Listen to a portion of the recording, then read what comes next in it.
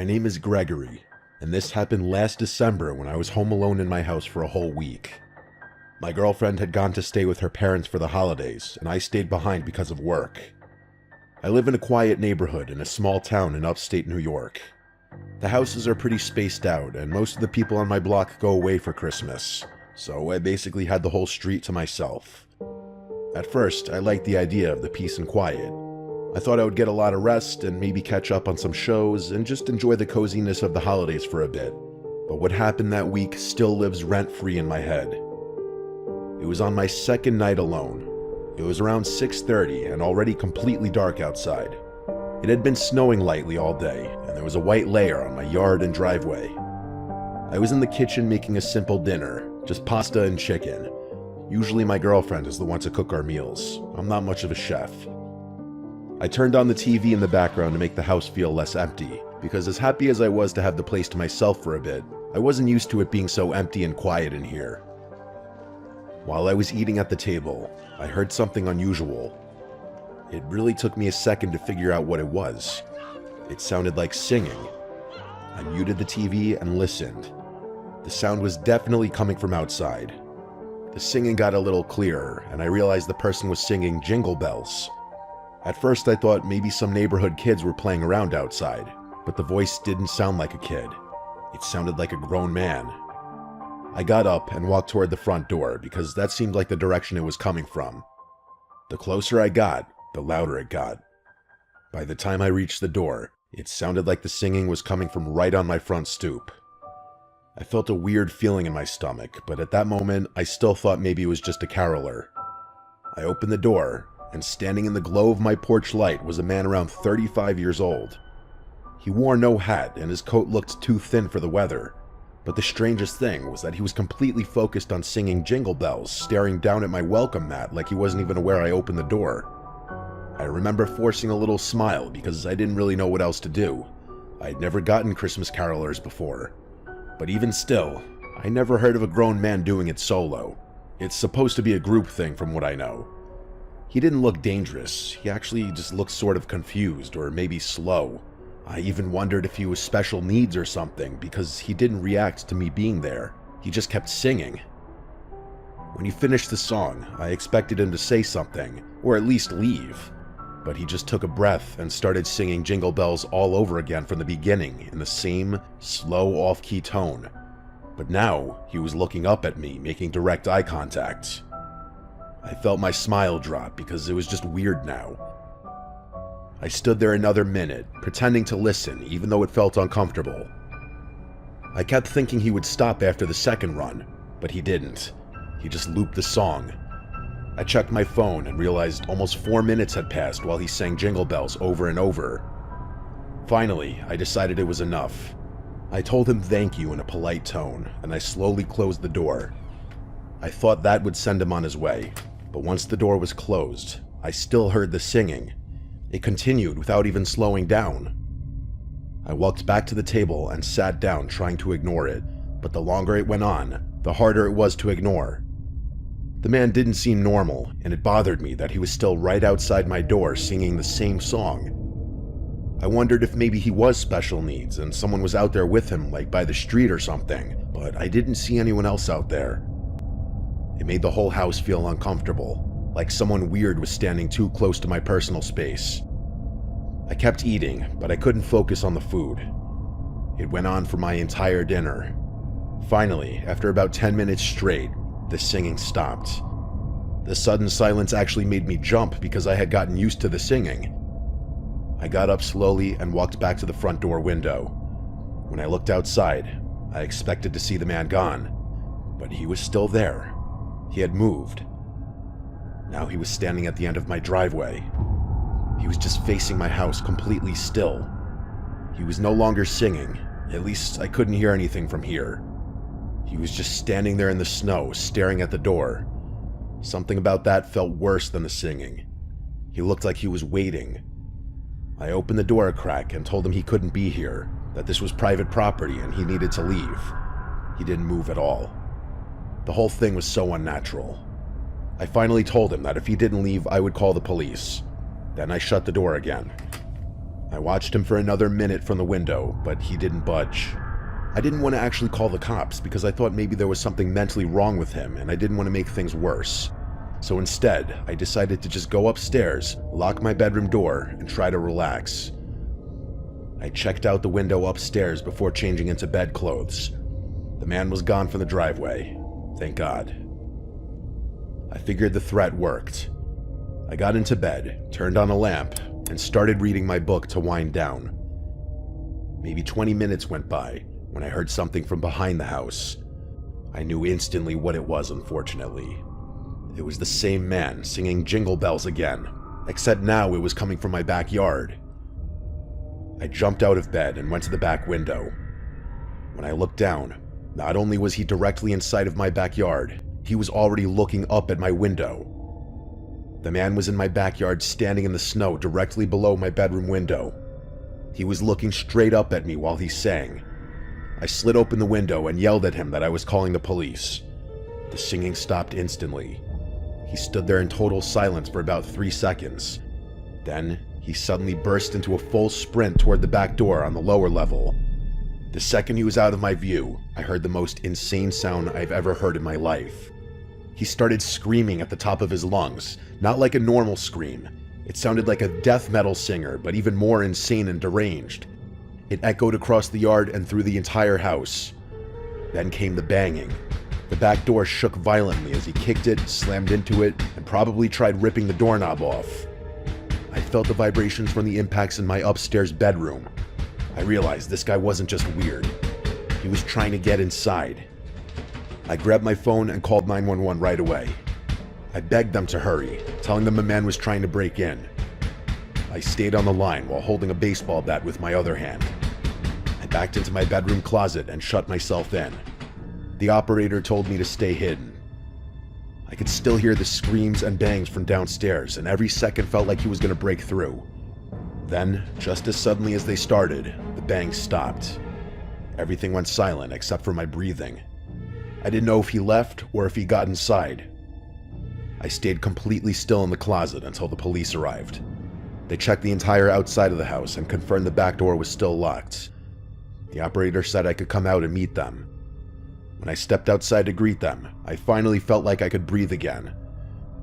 We walked around the backyard and saw deep footprints in the snow, showing exactly where he had stood while singing to me through the window, and where he had run up to the back door. The footprints then led off into the woods behind my property. The cops went to follow the trail a little bit, but came back because it apparently wasn't worth going deep into the woods at night.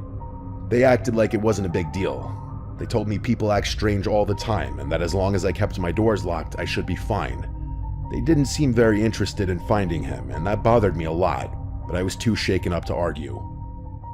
After they left, the house felt horribly empty and cold. I kept every door and window locked and double-checked them over and over. At that point, I was over the alone time and just wanted my girlfriend back home. I went down to my parents' place for Christmas Eve and Christmas, thankfully. As far as that man, he never returned. At least, not that I know of.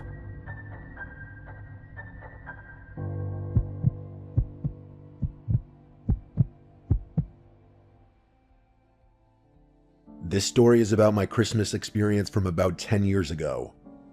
I was 6 years old, since my birthday was in November, and I had just finished celebrating. Now we were getting ready for the holiday. My birthday celebration happened on the same day as the famous Odell Beckham Jr. catch. I lived with Cowboys fans, but I was a Giants fan. I remember it being talked about for the rest of the night, and even during my birthday celebration. It was an eventful birthday week, and I'm surprised I remember all of this since I was only 6. I didn't understand football, but I understood that the catch was crazy, so I was just living in the moment and happy it was my birthday, like any other kid. For my birthday, I got tickets to the Mavs-Wizards NBA game on December 30th. I was a Cavaliers fan, but since we lived in DFU outside of Dallas, I knew a lot of Mavs fans, and I was a small fan myself, so I was grateful. It was going to be my first NBA game. Christmas Day was 5 days before, and I got a brand new Odell Beckham Jr. jersey and a Mavericks shirt and sweatshirt as I was becoming a sports fan. I had a great Christmas, but one of my Christmas gifts was another Mavs game, which was on December 27th against the Oklahoma City Thunder. I was so excited to go to both games. The day came and we went to the game. The Mavs won a close one, something like 112 to 105. It was crazy to see an event like that in an NBA arena for the first time. We left the game and drove home, which was maybe 45 minutes away from the American Airlines Center. The next couple of days were normal, but I was excited to go back to that amazing stadium and atmosphere. This time we went again. I didn't know it would be the last time I went for years. At the last game, we had nice seats, like 7 rows from the court and in the middle, but this time we were maybe row 20 and in a corner area, so the experience was different. The game was going well, and I was enjoying it. The Mavs were killing them by like 20 to 30 points at halftime. Since I was a child, I wanted to roam around and get food and go to the bathroom by myself, but I was with my parents and only 6 years old, so my parents and I walked to get some food. We waited in line for maybe 20 minutes.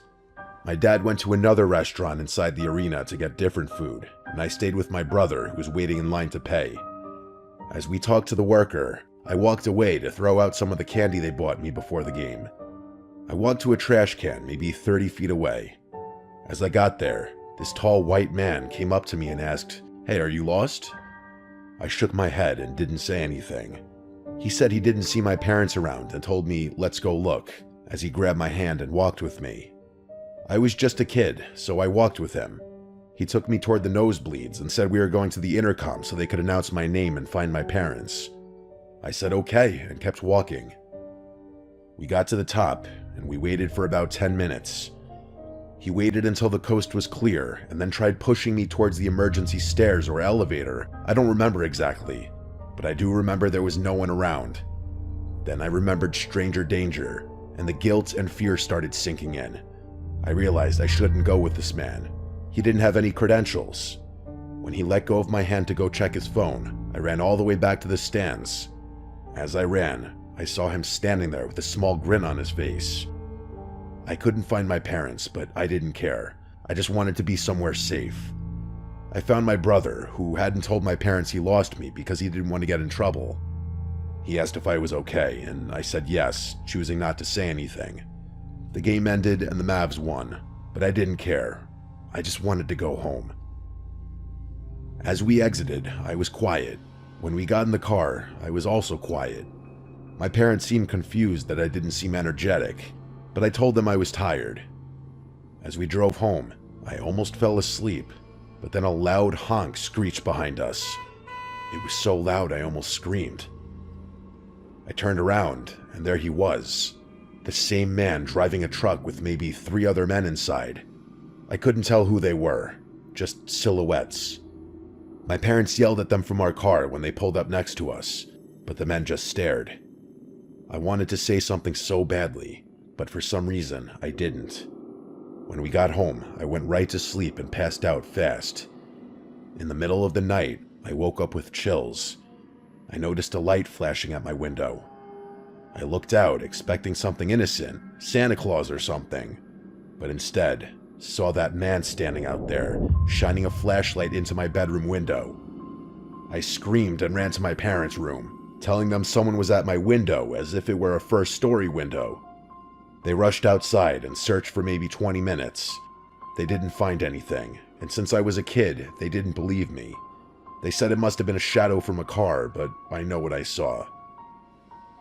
On New Year's Eve, a couple days later, we were staying up until midnight to watch the ball drop. We were about 5 or 6 minutes away from midnight when the doorbell rang. My parents answered it. I didn't pay attention until I heard the man's voice, and I was 100% sure it was him. I told my parents, but they didn't believe me.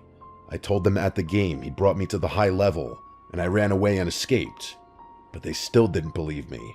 They said it was just a man handing out lost dog flyers for his cousin's dog. The night went on, and I was fine, but then a year later, on New Year's Eve, there was a knock at my bedroom window. Keep in mind, I had forgotten about the situation. I got up and looked, and there was a piece of paper on the window that said, "This New Year, you'll meet me again." I gave my parents the note, and they filed a report, but they never heard anything back. Every couple of years, I get terrified of New Year's Eve, thinking that man will come back. I told my parents I never want to go back to an NBA game, saying it wasn't my thing.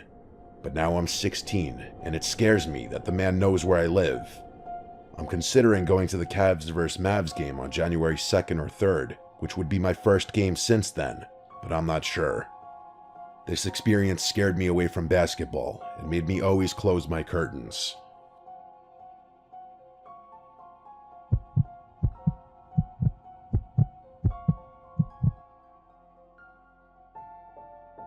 I remember this night way too clearly, and even now I think about how close my family came to something really terrible. It was early December, and we decided to drive up north into the mountains to cut down a real Christmas tree. It was something my wife Marianne and I always wanted to do, and our 7-year-old son Andrew was excited about it too. The weather was cold and cloudy, and the sky had that heavy look where it feels like snow is always about to fall again. To us, that added to the Christmas vibe. The whole ride up the winding roads made me feel like a kid again. It was a while since I'd done something this unique and in the Christmas spirit, and having Andrew so excited about it just brought me back to my youth. When we finally reached the remote area Marianne found online, there were no other cars around in the parking area. There were a bunch of light posts scattered around, so we weren't in pitch black darkness if you were wondering. That's why we picked the place. Still, we did bring flashlights. We parked by a small, unmarked path that led deeper into the trees. There was a lot of snow on the ground still from the snowfall we got a few days earlier, and up this high, the snow took even longer to melt. Andrew jumped out of the car right away and started throwing snowballs at us, so I started throwing them back.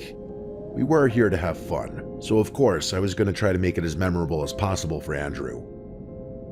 I grabbed our flashlights and the axe that I planned to use to chop down a tree. We walked up the narrow path with snow crunching under our boots. Andrew kept running ahead, stopping to point at trees he thought might be perfect. The deeper we went, the more the road behind us disappeared, and the only light came from the faint moon glowing behind the thick clouds. It was so quiet that I even asked Marianne and Andrew to stop for a second, just to really take it in. There was not a single sound, maybe a light breeze, that was it. To be honest, if I had been there alone, I'd have been slightly creeped out just off the silence and darkness alone. As we walked deeper onto the trail, we had to utilize the flashlights we brought, all three of us. Andrew was having a lot of fun with the flashlight until the light from the parking lot was no longer visible, and it was now basically total darkness outside of the flashlights. He started to get a little nervous evidently because he asked how far we were going to go, and he made a comment on the darkness. I kept feeling like someone was watching us or like something was walking behind us, but every time I turned around, there was nothing but the empty snow path. About 10 minutes in, we finally found a spot where the trees were tall and full. Andrew ran around them in circles looking for the best one. Marianne stayed closer to me and whispered that she wanted to pick a tree fast because she had a weird feeling too. I got exactly what she meant. This was a lot creepier than I had imagined. Right then, I heard soft crunching behind us. It wasn't any of us, nor was it an animal. It sounded like boots crunching the snow, but very slowly, sneaking-like. When I turned around, I saw a man in dark clothes, standing about 20 feet back on the path. He wasn't dressed for the weather. His hands were bare and red from the cold. His jacket looked more like a windbreaker. His face looked pale and stiff, like he'd been out in the cold for way too long. Marianne grabbed Andrew's arm to pull him closer. When the man noticed we were looking at him, he suddenly smiled in an off-putting way and stepped closer. He asked if we were looking for a Christmas tree. His voice breaking the already unsettling silence was uncomfortable. His voice was deep and kind of soft. Before I could say anything, Andrew answered yes, excited again, and I felt a jolt of panic because I didn't want this man knowing anything about us. Marianne quickly told him no, that we were just walking. The man stepped closer again, and the way he moved made every hair on my arm stand up. He told us not to worry because he wasn't a park ranger. He said it like he could tell exactly why we lied, because admittedly, what we were doing was super illegal.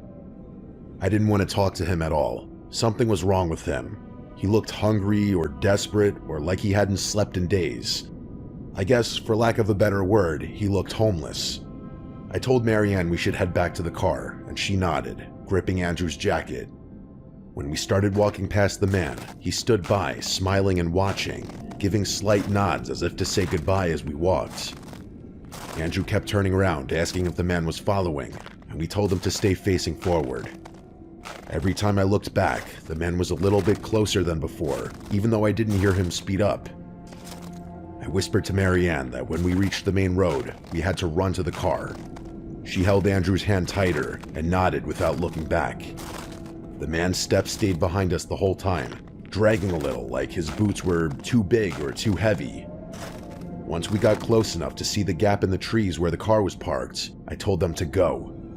Marianne lifted Andrew and ran as fast as she could. The only reason I felt even remotely safe was because of the axe in my hand, but I'm not a violent person and I've never had to resort to violence in my entire life. I turned around to block the path behind us for even just a second.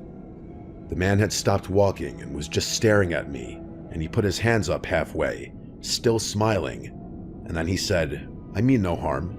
Why don't you get back to your truck now?" And I felt my heart skip a beat as he said this. He said truck, like he knew we came in a pickup truck. I replied back simply that we don't want any trouble. Then I turned and started hurrying back down to the lot. But halfway there, Marianne screamed my name, sounding panicked. Oh no, I thought. When I got to the truck, she showed me that both right side tires were punctured. I didn't have time to examine it for long to realize it was him. I told Marianne to call 911 immediately, but she struggled to find service at first. She walked around the snowy lot for a bit until there was reception. She never strayed too far away. I had Andrew wait in the truck, who was now clearly concerned as he watched Marianne and I freaking out. He was old enough to know something bad was happening. Marianne seemed to be having a hard time on the phone, so I took it and explained our location and that we felt threatened by a random man in the woods who may have potentially been responsible for the tires. Given the potentially unstable individual in the vicinity, and the fact that we had a child with us, police were taking this very seriously and told me to keep my family locked in the truck until police arrive and that a tow truck will be sent as well. I was instructed to keep the operator on the line while we waited, but eventually the line started getting choppy, cutting out at moments because of the poor reception. Then Marianne suddenly screamed in my ear to look and pointed towards the tree line by the path we were on. There were multiple people standing just beyond the tree line. I counted at least 3. They looked like shadows from where we were, which made the sight even more terrifying. It was like we were being stalked and hunted. Then 2 of the people started walking closer. I told the operator, and she said something that really made me uncomfortable. She asked if I had any kinds of weapons, and when I said I had the axe, she implied that if it came down to it, to use it to defend my family. By this point, Andrew was crying, and Marianne tried to calm him down. I told the operator that 2 of the figures were still walking toward the truck. They weren't running or yelling or anything. They just walked very slowly, like they knew we weren't going anywhere. The 3rd figure strangely disappeared, likely back deeper into the woods away from the light. The operator told me the police were close, but I had no idea if that meant 2 minutes or 10. I kept looking back and forth between the tree line and the road in the distance, praying to see flashing lights. I tried to talk to the operator again, but the call dropped. The second it cut off, everything felt 100 times worse. I locked the doors again, even though they were already locked. I kept my hand on the axe, gripping it so hard my knuckles hurt. As the 2 people were now within range of hearing them speak, we could hear them saying, "We're here to help," as they waved their hands in the air. We didn't recognize either of them to be that guy from earlier. "Do you think they're park rangers?" Marianne asked, and I said firmly, "Not a chance." But perhaps I said it too loud because Andrew just started crying even more, which Marianne had to try extra hard to console him. These 2 people approaching were dressed similarly to that first guy, aka way underdressed, and their clothes looked worn out, almost dirty, and they didn't seem bothered by the cold at all. But then, seemingly randomly, the 2 of them turned around and started running back in the direction they had come from. We didn't know why just yet, but it was soon clear. Never have we been so ecstatic to hear the sound of police sirens. It was getting louder fast, and eventually we saw the flashing lights coming from down the road. Coming pretty fast, actually. The police SUV entered the lot with its spotlight on, and it instantly shined in our direction. I flashed my lights to try to get the cop in the car to see the men running back into the woods. At this point, though, they were already nearly gone. But their footprints weren't. Once the SUV was next to us, 2 officers jumped out immediately with flashlights drawn, and I got out to basically get on my knees thanking them. I pointed in the direction the men ran. I said they disappeared into the trees like they had rehearsed where to go. The police told us to stay inside the truck while they searched, and more units showed up within minutes. One officer stayed with us. Andrew was no longer scared, but rather once again excited at the commotion and the sight of police officers. After a long search, the police came back and told us what I already knew they were going to say. They didn't find anyone, just tracks in the snow that went deep into the woods and eventually spread out in different directions.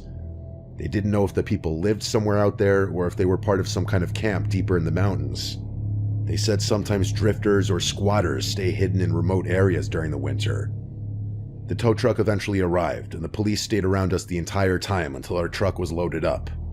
We had to sit in the back of a patrol car to stay warm while they finished everything. No one really said much. Marianne held Andrew in her lap, and I just stared out the window, watching the dark tree lines, half expecting to see someone standing there again. On the ride back home, none of us talked. It was like all of us were afraid that saying anything out loud would make it real again. We didn't try to cut down a Christmas tree ever again. We didn't even go back to that mountain area. Even now, 10 years later, I refuse to go anywhere near it. To this day, what scares me the most is the thought that they had been watching us long before we even noticed them. They saw us arrive in that parking lot because they knew to strand us by slashing my tires, and they were waiting for us to go deep enough into the trees so we wouldn't make it back to the truck.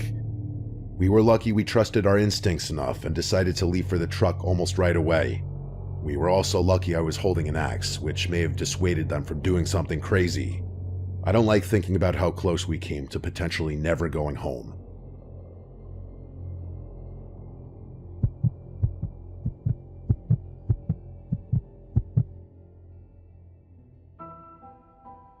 I still think about this one night from when I was 9 years old.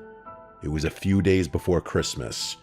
My parents both had things to do that night, and since I was almost 9, they felt okay leaving me home for a little bit. My mom had to run to the grocery store to get some stuff for Christmas dinner, and my dad was working late like he usually did in December. I was sitting on the couch watching a Christmas movie probably, and eating cookies by the fireplace and tree. Outside, it was already dark, even though it was still relatively early, and I remember the Christmas lights flashing on the houses across the street. It was normal, until the doorbell rang. The only reason this made me stop and look was because it was rather late and random for someone to ring the bell, and my mom always told me never to answer the door when I was alone. My parents never ring the bell, obviously, since they have keys. I got up and walked to the door anyway because I wanted to look through the peephole. When I put my eye up to it, I saw there was a man standing on the porch wearing a Santa Claus suit. It was the full thing, too. The red coat, the hat, the beard, everything. But he didn't look like a normal, friendly Santa. He wasn't holding anything besides what looked like a clipboard, and he was standing way too close to the door like he was waiting for me to unlock it. I didn't know what to say at first, so I just kind of whispered, "Who is it?" The man moved his head a little closer to the door like he was trying to see through the peephole or hear me better, and in that moment, he figured out right away that I was a kid.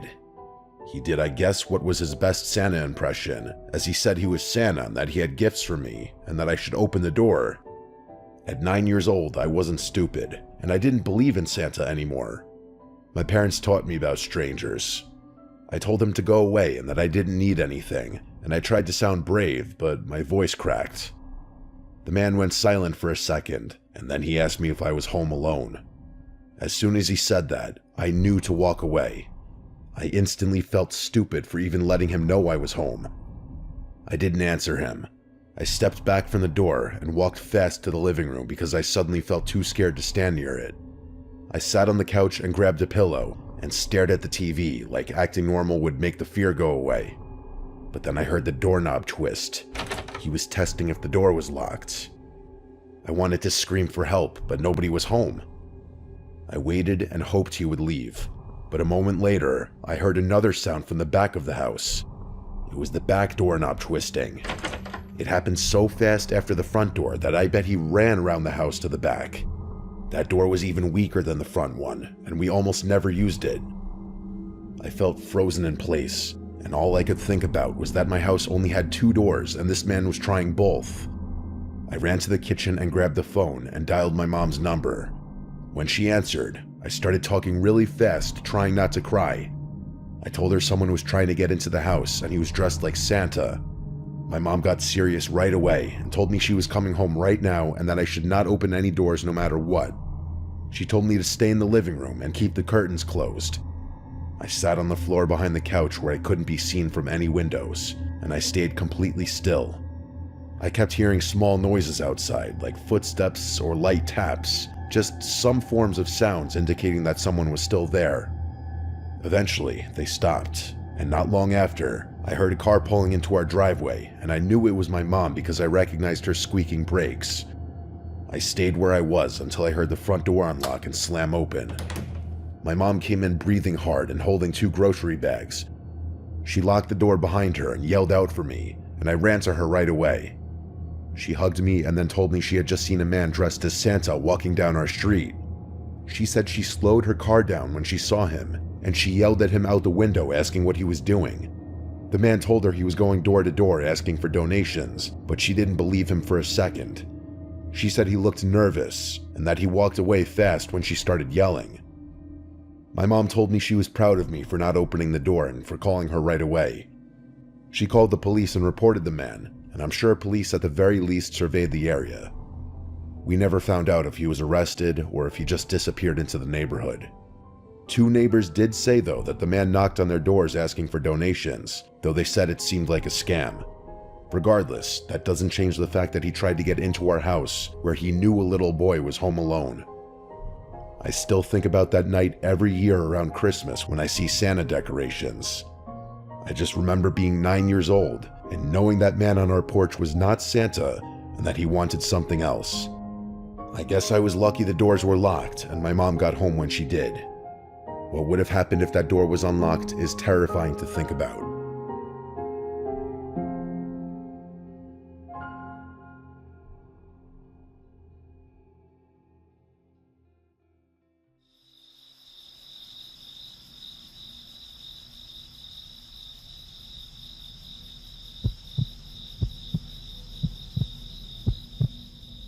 My name is Mike, and this happened last year when my fiance and I bought our first starter home together. We're an Asian couple, which is relevant to the story.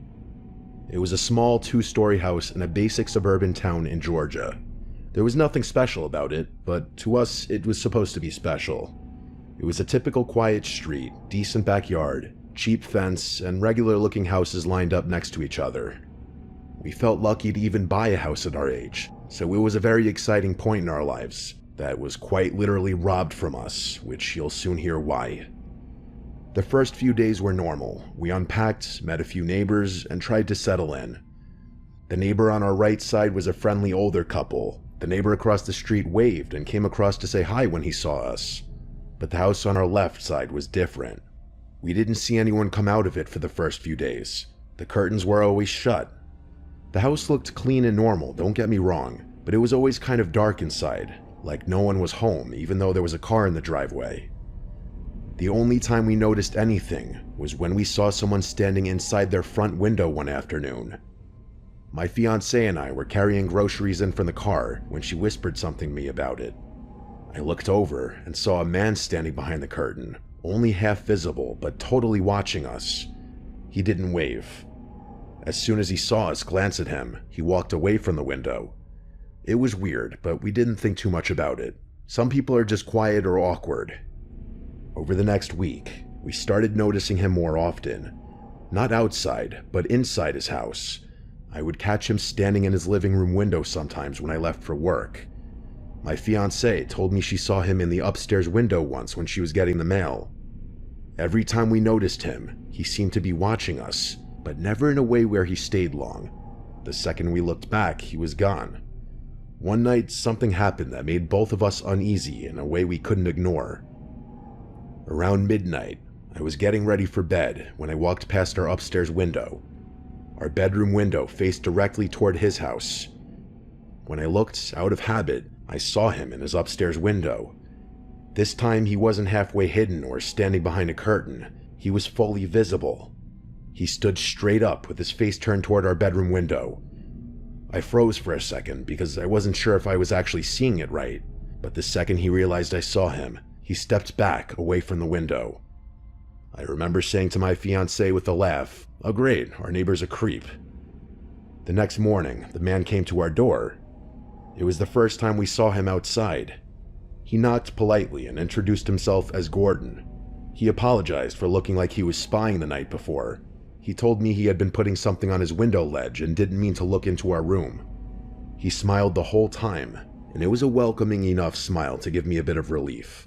I'm not saying I loved the guy instantly. There was definitely something slightly off about him, but the apology was appreciated. I didn't want to be rude, so I told him it was fine. When I went back inside, I told my fiancé he seemed somewhat nice, but a little weird. We decided to forget about it. A week later, something else happened that we couldn't ignore. In the middle of the night, my fiancée shook me awake, telling me she heard someone in the yard. I was half asleep, but I got up to check the window. Gotta do what you gotta do as the man of the house.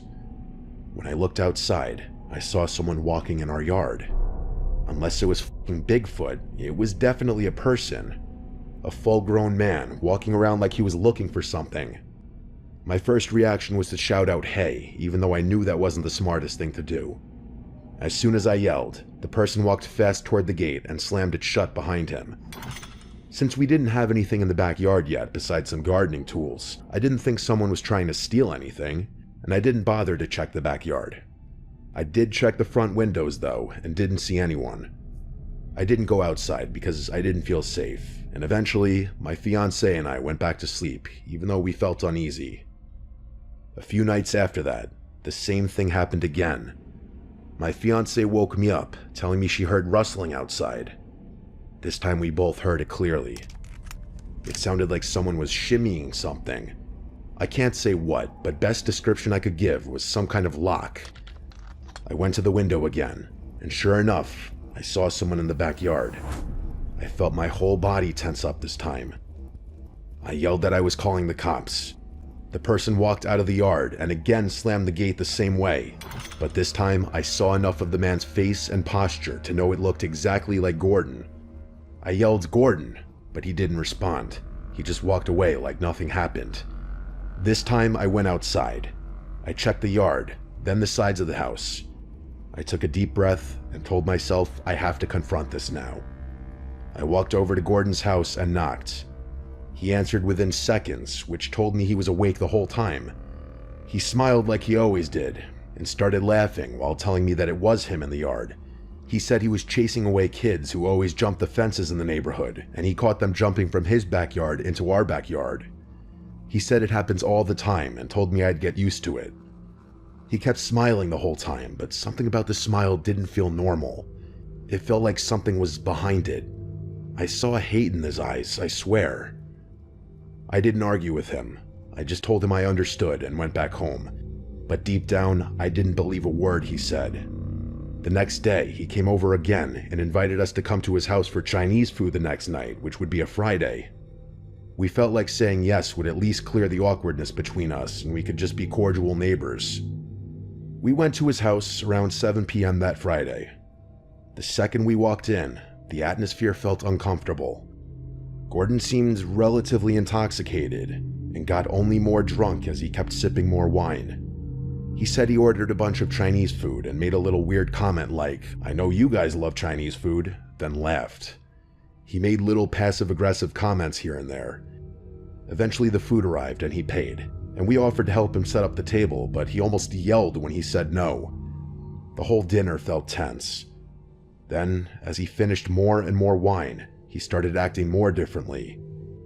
He started making rude comments that were less passive and more direct. He said things that made it pretty clear he didn't like that an Asian couple moved into the neighborhood. At first we tried ignoring it, hoping it would stop, but then he got louder and more angry. I mean it, he actually started getting himself angry as he talked about how this town had a history of being white. He started saying things that made both of us feel unsafe, honestly. Then he told us that it was in fact him going into our backyard those nights. He didn't deny it or try to hide it. The climax of the night was when he yelled at us that we were not welcome there and that the neighborhood wasn't for people like us. At that point, we didn't say anything. We just stood up and left. We walked back to our house as fast as we could. We didn't even talk about it until we were inside with the doors locked. We didn't know what to do except go to the other neighbors. So we walked door to door, asking them about Gordon. Some of them were shocked when we told them what happened. Others weren't surprised at all. A few people told us Gordon was a drunk whose wife left him years ago. It didn't make us feel any better because we were living next to him now. We tried to avoid him after that. We didn't look at his house, we didn't go outside unless we had to. But how long could you avoid your next door neighbor? Every night felt tense, like he could be watching us or trespassing again. Then, one night, a brick was thrown through our downstairs window. It shattered glass all over the living room. We both jumped out of bed when we heard it. When I ran downstairs, the brick was lying on the floor. No note attached or anything, just a brick. We knew it was Gordon. There was no one else it could have been, but we had no proof. We filed a police report. The police came to talk to him, but he denied everything. He acted confused and told them he had nothing to do with it. The police couldn't do anything except document the incident. We talked about putting up cameras and staying to fight it out, but honestly, we were too scared, and this was mentally exhausting already. We both felt like something worse would happen if we stayed. Not even 2 months after moving in, we started packing again. We couldn't live next to someone who hated us and had already gone into our yard at night and then thrown a brick at our house. Before we left, we filed another report explaining everything. The police said they would keep an eye on the situation, but we didn't feel protected. We moved out of that house and out of that neighborhood as fast as we could. We left behind the home we thought would be our first chapter in life together. I still think if we stayed there, you'd have eventually heard of my fiancée and I on the news having been murdered by this man. I wish it wasn't illegal to dox people. Boy, would I love to drop his address in this story. All we can do now is move on and upward from here.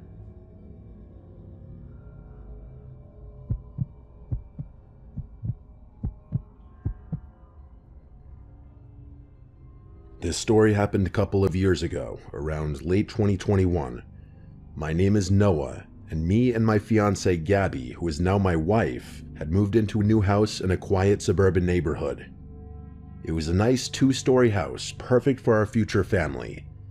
The neighbors seemed friendly and welcoming as well. Most notably, the neighbors that lived to the right of us seemed the friendliest. It was a couple in their late 30s, but I wasn't really sure. The husband's name was Daniel, and his wife was named Veronica. They were very friendly and seemed like sweet people. They even baked us a red velvet cake as a little welcoming gift. The cake was really good, and we couldn't thank them enough for it. The first couple of weeks were good in the new neighborhood. It was quiet and peaceful, until we started noticing strange things with our neighbors, Daniel and Veronica. One night, around 11 p.m., I heard shouting coming from outside. I looked out my bedroom window and realized it was coming from their house, like they were arguing. I couldn't see them because the angle of the houses blocked my view. Eventually, I saw Veronica storm out to her car and leave. After that, it was quiet again. I told Gabby about it, and we just chalked it up to them getting into an argument and Veronica leaving to cool off. I was kind of concerned because they seemed like such sweet people, not the type to have heated arguments. But every couple has disagreements. We didn't think too much of it. Later on that same week, Gabby and I were coming back home. When we got out of the car, we heard yelling coming from inside their house again. They had their main door open, but the storm door was closed, so we could hear them arguing clearly. Again, it wasn't our business, so we ignored it. Then one day, I noticed Veronica's car wasn't there for a few days, but I assumed maybe she was on vacation. Daniel was still there because his car stayed parked, and I would see him go out once in a while. But then it became a week, then 2 weeks, and Veronica's car was still gone. My wife noticed too and thought maybe they got divorced or something, which would make sense due to their constant arguing. but the way she left was so sudden. One day her car was there, the next it was gone, and Daniel was acting weird. Every time we saw him, he would try to avoid us.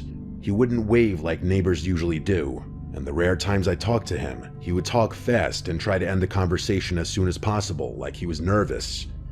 Something was definitely up with him. After 3 weeks of Veronica being gone, I decided to go over and ask Daniel how things were. My fiancé argued against it, saying it wasn't our business and to leave it alone. But curiosity got the best of me, and I knew she was curious too, so I rang his doorbell. I knew he was home because his car was there.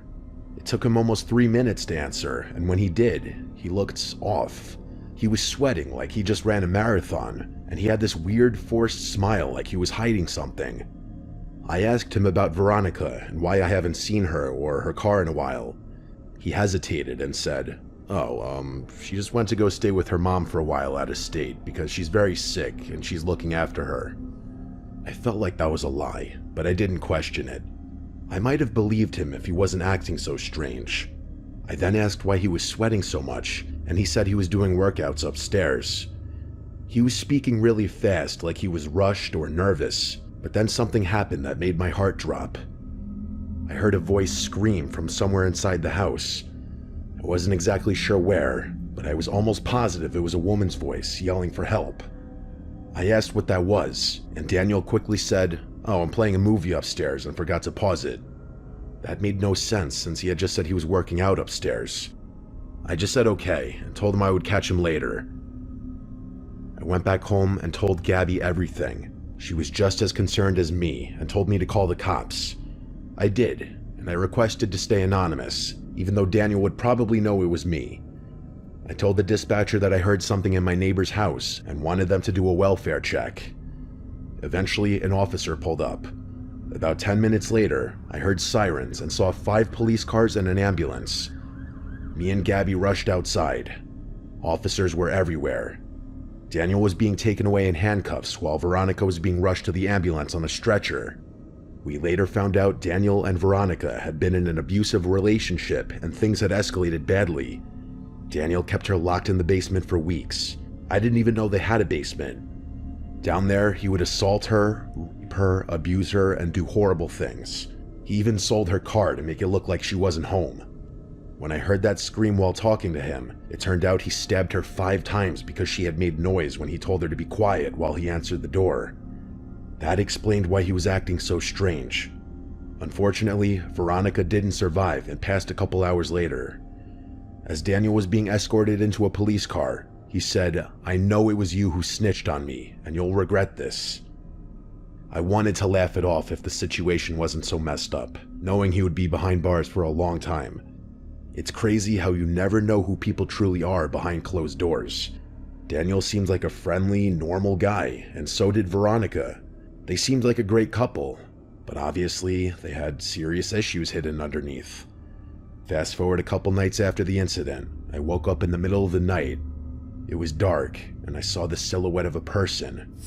As my eyes adjusted, I saw that it was Daniel. My heart dropped. He said, "I told you you would regret this." He was holding a knife. I tried talking him down, telling him to calm down and just talk, but he didn't respond. I pressed myself against the headboard. Then, out of nowhere, he lunged at me. I screamed, and then I woke up for real. I was breathing heavily, and Gabby was beside me. She asked what was wrong, and I said it was just a bad dream. She went back to sleep, but I couldn't. The fact that I dreamed about my neighbor who murdered his wife breaking into my house to kill me chills me to this day.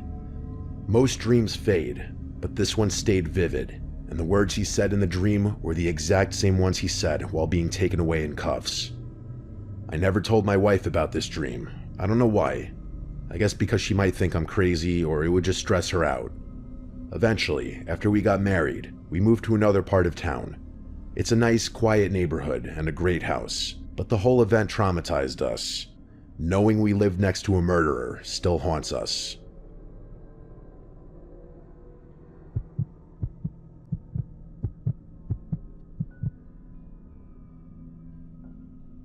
My name is Devin, and this happened 2 years ago when I was 24 and living in a duplex in Queens, New York. It was a small, old house that looked divided right down the middle. I rented the left side, and some man rented the right side. I never met him. I never even saw him. The landlord said he kept to himself and worked nights, so it didn't concern me. My bedroom was on the second floor, and the wall of my bedroom was the same wall as the neighbor's bedroom. If I pressed my ear up to the wall, I could hear faint movements on the other side sometimes, but that's to be expected in New York City. The first week that I lived there, nothing strange happened. I worked long hours, came home tired, ate something simple, and went straight to bed. I was just happy to have my own place. And then one night, things began. I was lying in bed scrolling on my phone when I heard what sounded like a man talking, but it didn't sound like a normal man's voice. It was high-pitched, like someone trying to talk in a fake voice. It was faint, and it was being spoken from the other room, but the wall was so thin that it felt like the person was standing right next to me. I couldn't understand what he was saying. It was just this weird, high voice mumbling. I tried to ignore it. Maybe he was on the phone, or maybe he was watching something on TV. Eventually, the mumbling stopped and I fell asleep. A few nights later, though, the mumbling came back. But this time it was louder, and this time it was definitely a man talking. I pressed my ear lightly to the wall and listened. It didn't sound like he was on the phone. It sounded like he was talking to himself. I didn't know whether to laugh or be slightly creeped out. To block the noise out, I put the blanket over my head. I had work early the next morning and I needed sleep. I think that was the first night I realized I did not like living there alone. 2 weeks after that, the knocks started. I was lying in bed again, half asleep, when I heard 2 taps on the wall right next to my head. It was so close that I flinched like someone was touching me. I sat up and waited a few moments in silence, and then there were 2 more identical taps on the wall from the other side. I knew for sure that it was not a house settling noise that could just easily be explained away. I rolled away from the wall and sat there shaking. I kept waiting to hear something else, but it went quiet. I wanted to knock back, but I realized that acknowledging it would likely make it worse. The next morning, I told myself it was not a big deal and that I was overreacting. Over the next week, the knocks continued. Sometimes soft, sometimes harder, always at night, and always when I was trying to sleep. One night it went on for so long that I put in headphones and turned on a loud fan. I remember lying awake thinking about how thin the wall was, how close his room was, how close he was. He could literally be lying just 2 feet away from me. It scared me more every night. But still, the knocks could have just been him sitting against the wall and accidentally banging or tapping the wall with something. But then came the night that everything changed. I'll never forget it.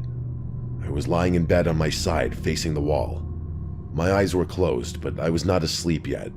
The room was dark, except for my street lamp shining through the blinds. I heard the knocks again. 3 slow ones. I kept my eyes closed and tried not to react. Then I heard that same high-pitched man's voice come through the wall. It was muffled, but not that muffled. I could hear each word clear enough. He said, "What are you doing in there?" My lungs locked up. I sat straight up in bed, shaking so hard I felt my teeth chattering. This was no longer just potential accidental taps on the wall. He was now acknowledging me directly. He said it straight through the wall. I could just tell he said it like he knew I was right next to him. I grabbed my phone and called my boyfriend. I whispered to him that I was scared out of my mind and told him exactly what happened. He told me he was coming over right away and he would stay the night with me. I stayed sitting up with the lights on until he arrived. The rest of the night, nothing happened. It was almost worse that way. It made me feel crazy, like the neighbor knew my boyfriend was there. For a few days, things were quiet. I started thinking maybe it was just some weird coincidence that the neighbor was doing something and I misheard. But then a few nights later, something happened that made me leave the house running. I still have bad dreams about it. I was asleep this time, fully asleep. I don't know what time it was when I woke up, but I woke up fast. Something snapped me awake. I sat up slightly, and then it started. The knocks on the wall, like someone drumming their fingers right beside my head. I screamed back without thinking. I shouted for whoever it was to leave me alone.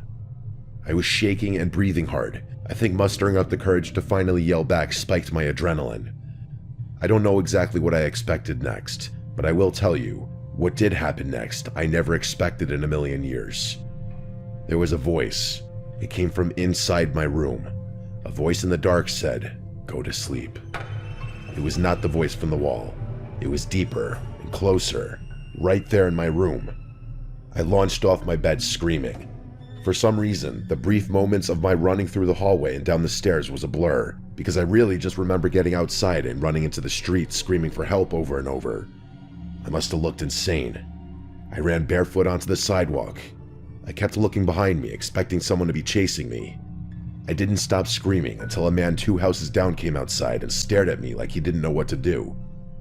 I begged him to let me use his phone to call my boyfriend, but he said by the sound of it I needed to call the police. So I called the police instead. I waited by that man's sidewalk shaking and crying until the police arrived.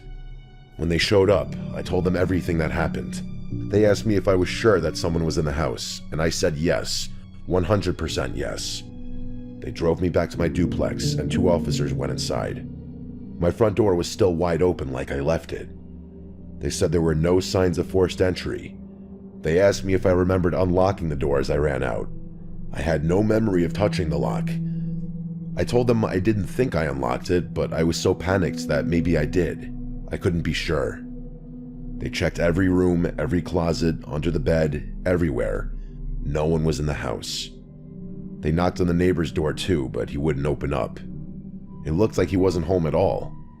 Eventually, my boyfriend showed up and took me back to his place. I was still shaking hours later. I don't remember sleeping again the rest of the night. In the morning, I called my landlord and told him everything. I told him I needed to know who the neighbor was and if he had any history of problems or strange behavior. I also told him I wanted to break the lease immediately. At first, he pushed back. He said he needed notice and paperwork. I told him I would not step foot in that duplex alone again, and he needed to help me. It took a whole day of phone calls before he said he would let me break the lease. My boyfriend came with me every single time I went back to the duplex to move my stuff. I refused to go alone. During those days, we tried knocking on the neighbor's door multiple times, but he never answered. It was like no one lived there. But there were signs that someone did, like packages at the door and a car in the driveway, but no human response. I ended up moving back in with my parents for a while until I found a new place. I still don't know if that neighbor was actually in my room that night, or if someone got in without the police noticing, or if it was just all in my head from the stress. But that one's the least likely explanation because it's pretty clear what's real and what's in your head. My landlord told me later that the neighboring tenant eventually moved out too without saying a word. I don't know what really happened in that duplex.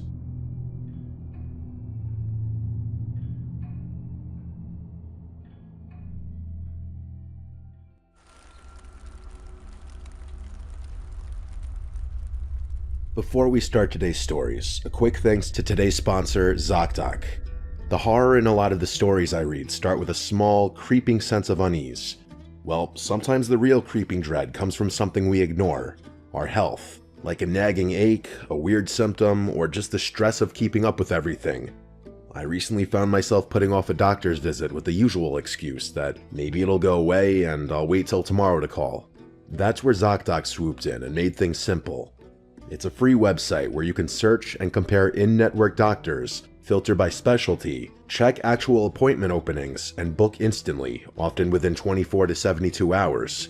You can look at verified patient reviews, read doctor profiles, and pick someone who feels like the right fit for you. No long phone calls or guessing games. For me, I was able to pick a doctor who literally had availability the next day and whose reviews mentioned patients feeling heard.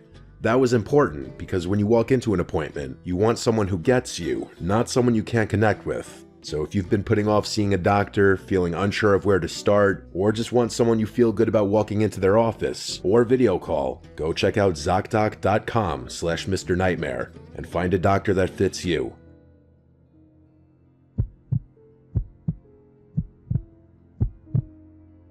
This happened to me on Thanksgiving Day 2 years ago. The reason I remember it was Thanksgiving Day was because I was sick with a respiratory virus that was going around at the time. On Thanksgiving, I was past the fever and contagious part. I just had body chills and could not go 5 seconds without coughing, and I could barely speak. At the time, I had promised a friend/coworker who would be out of town for the holidays that I would watch her cat, as her cat is older and needs medicine every day. I agreed since she lives a short walk away from where we work. I agreed before I got sick, but I couldn't go back on my promise. I was also talking to a friend about how both of us wanted to go play tennis and bowling at some point since we both played in high school.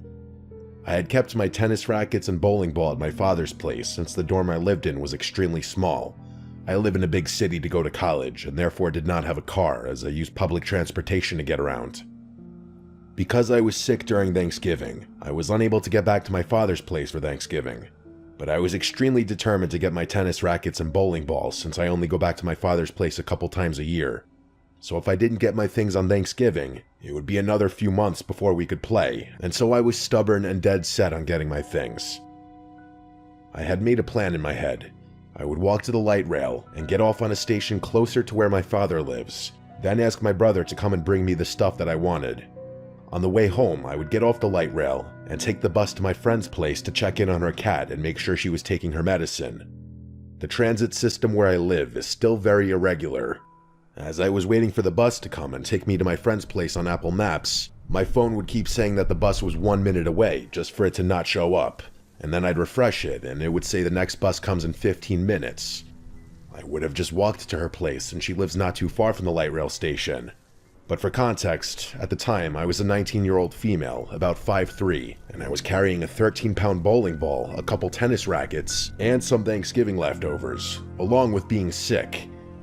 I had been waiting for over 30 minutes for the bus to come, and since it was about 9 p.m. on Thanksgiving, the bus stop was empty and I was the only one there. As I was waiting, a car pulled up with a group of men who looked like they were in their early to mid-20s. They were speaking another language and laughing. I assumed they were just friends dropping someone off at the station. After a few minutes, one of the men got out and the car drove off. The station was pretty big, and I stood a little away from the actual bus stop since I was coughing a lot and didn't want to be near anyone. Despite that, the man walked over and sat on the bench directly next to me. I didn't think much of it at first. I just stared at my phone, watching the bus arrival time constantly change, and kept leaning out to look down the street for the bus headlights. A couple minutes passed, and then I suddenly felt something on my shoulder. The man had gotten up and wrapped his arm tightly around me. My mind went completely blank. I was so confused and startled that I just froze up. After a moment, he mumbled something, like asking if I was okay. I quietly said that I was fine and just waiting for the bus. A couple minutes later, he let go and sat back down. Red flags were going off, but I kept trying to rationalize it. Maybe he heard me coughing and thought I didn't feel well, or maybe he saw me leaning out to look for the bus and thought something was wrong. I knew those excuses were stupid, but I was trying to keep myself calm. People might be wondering why I didn't run or yell, but this man was well over 6 feet tall and easily twice my weight. He was also wearing one of those bandana-style face coverings. It was odd, but this was near the end of COVID, so some people still wore them. And we were completely alone at the bus stop. I didn't want to provoke him. A few minutes later, he got up again and put his arm around me a second time, sometimes even stroking my back. Luckily, I was wearing a thick puffer jacket. I saw my bus approaching and just stayed still, thinking everything would be over once I got on. When the bus got close, I slipped out of his grip and quietly said something like, "My bus is here." He said something in response that made it clear he planned to follow me onto the bus. I know I should have told the driver, but I could barely talk without coughing, and nothing like this has ever happened to me before, so I was panicking. When I got on the bus, I stood up on purpose. Because of his size, I knew he'd have to sit, and if I sat first, he would sit next to me. Once he wasn't looming over me, I messaged a friend and tried to figure out what to do. I considered calling the police, but knew he would hear me, and I didn't know if he had a weapon. While I was stuck under his grip earlier, I was already planning what to do if he followed me. I knew I couldn't go to my friend's place. I also couldn't shake the thought that the group of men who dropped him off might be involved in something with him. The stop before my friend's place was the stop for work. I worked at a restaurant inside a large outdoor shopping center. It was around 9:30 p.m. Even though all the stores closed at 9, I knew the entire center had security and cameras everywhere. I also knew my coworkers would still be there finishing closing duties. The only downside was the locked front door, but the back employee entrance would be open. To get in through the back, I'd need to go through the outdoor trash room enclosure first, then punch in the code on the door. When the bus reached my stop, the man got off right with me and immediately grabbed my shoulder again, gripping even tighter. I had to take tiny steps. I didn't want to suddenly sprint and alert him if I wasn't close enough to make it inside in time. As we got closer to work, all I could think about was whether I'd be fast enough to break away and get through both doors before he caught me. Thankfully, when he approached the back entrance, the door to the trash enclosure was propped open, and one of the chefs and a coworker were standing there talking with the back door held open. I used that moment. His grip had released just slightly from walking, and I slipped out of it and ran past him. I tried to tell my coworker that a man was following me and to shut the door. Even though I could barely talk, he closed it right away. Not even 2 seconds later, the handle started rattling violently, and he started banging on the door. I explained as best I could that I didn't know him and that he followed me from the bus stop. We called mall security. While we waited, we could see the man pacing around the restaurant through the windows. After a couple of minutes, he walked into the ice cream shop directly across from us. Security arrived and asked me a few questions. The coworker who had been at the door ended up driving me to my friend's place so I could check on her cat, and then she drove me home. A few days later, my manager told me that mall security wanted to know if I wanted to press charges. I said I wasn't sure yet and that I mostly wanted to know the man's name and what he claimed he was doing there, but my manager never followed up, and I never heard anything again. To this day, I have no idea what that man wanted, though I definitely have my suspicions.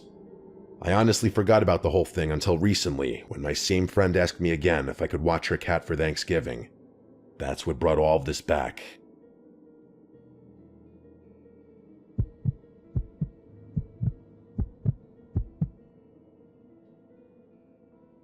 This happened in early December 2 years ago, when I drove up into the mountains to visit an old friend I had not seen in a long time. His fictional name for the story is Scott, and my real name is Jeremy. We had been friends since middle school, but after graduation, he moved out to a small mountain town with his family. Over the years, we slowly drifted apart. I stayed in New York City for work, and he stayed up in the mountains. We never fought or anything, we just stopped keeping up with each other's lives. So when he reached out to me out of nowhere and said I should come visit for a weekend, it made me feel kind of nostalgic and excited. He said it was the best time to come up because the snow added to the rustic rural vibe. I figured it would be fun to catch up. The drive up the mountain was extra long because I drove a bit slower due to icy conditions. There were barely any other cars on the road, and the sun went down around 4 p.m. since it was December, and by the time I reached the area where he was living, it was already pitch black. He lived in one of those older wooden houses on the side of the mountain. There were only a few scattered houses nearby, all spaced out far from each other. He lives in a good area for skiing. If only I could ski.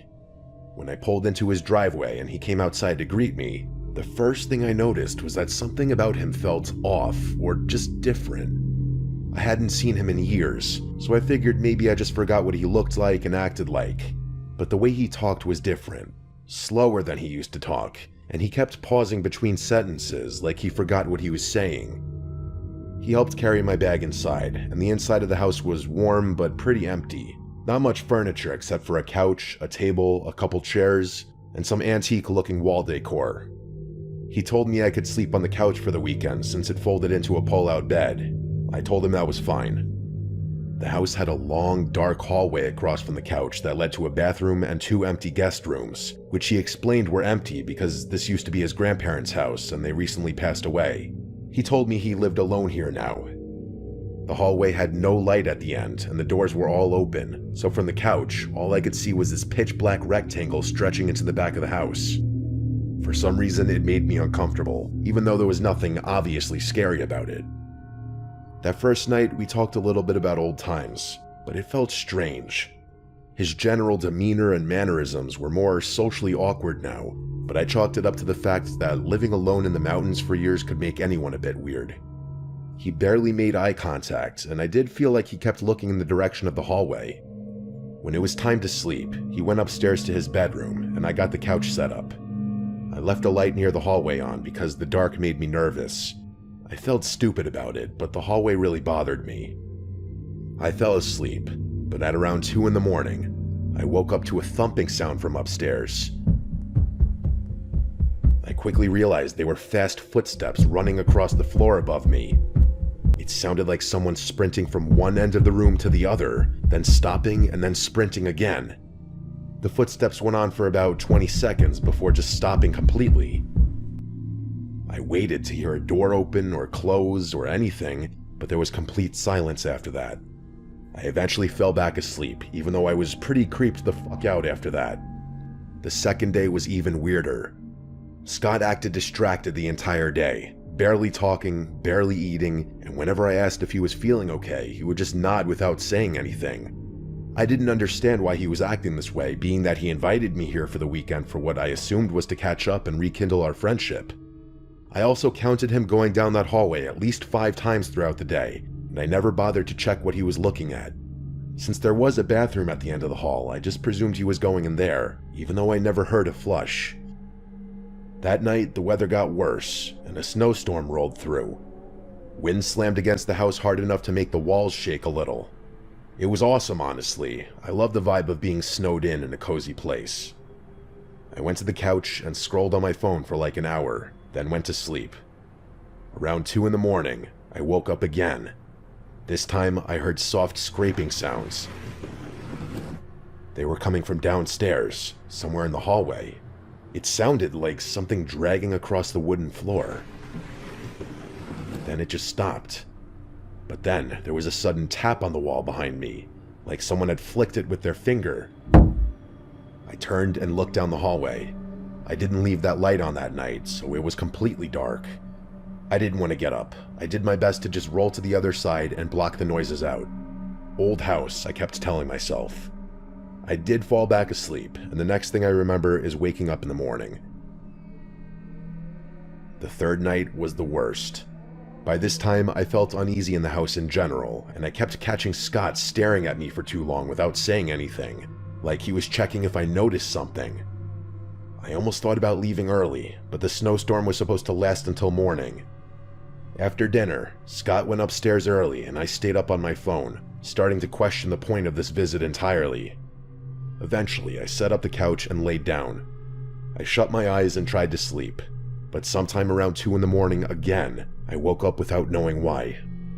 My eyes opened, but the rest of my body refused to move. I had heard of sleep paralysis before, but I had never experienced it. It was like being awake inside a dead body. I could only move my eyes. I couldn't even move my fingers. I started to panic, but then something made it even worse. I noticed movement at the far end of the hallway. At first, it was so dark that I couldn't tell if it was real or not, but after a few seconds, I realized what I was seeing. Scott was standing at the very end of the hallway. I could only see his outline because his face was completely hidden in the darkness. His arms hung at his sides and he was standing perfectly still, like he'd been there for a long time just watching me. It was like a scene from Paranormal Activity. I tried to speak to him, but no sound came out. I tried to move or twitch or anything, but my body stayed frozen. I didn't even feel like I was breathing, to be honest. I could only stare. He stood there for what felt like an entire minute, not moving at all. Then, without warning, he slowly turned to his right and walked into the guest room at the end of the hall. He disappeared into the darkness without a sound. My body slowly started to regain control. First my fingers, then my arms, then my ability to sit up. Once I fully snapped out of it, I sat up shaking and sweating. I kept telling myself it might have just been a dream or a hallucination, since sleep paralysis can cause that, but something in my gut said it wasn't. I whispered his name to see if he would answer. Nothing. Against everything in me, I got up and forced myself to walk down the hallway toward the room he had gone into. When I stepped inside, the room looked empty, but in the far corner by the window, someone was standing. I could see the shape of a person facing the window looking outside. I couldn't tell if it was Scott. Either way, the sight was horrifying.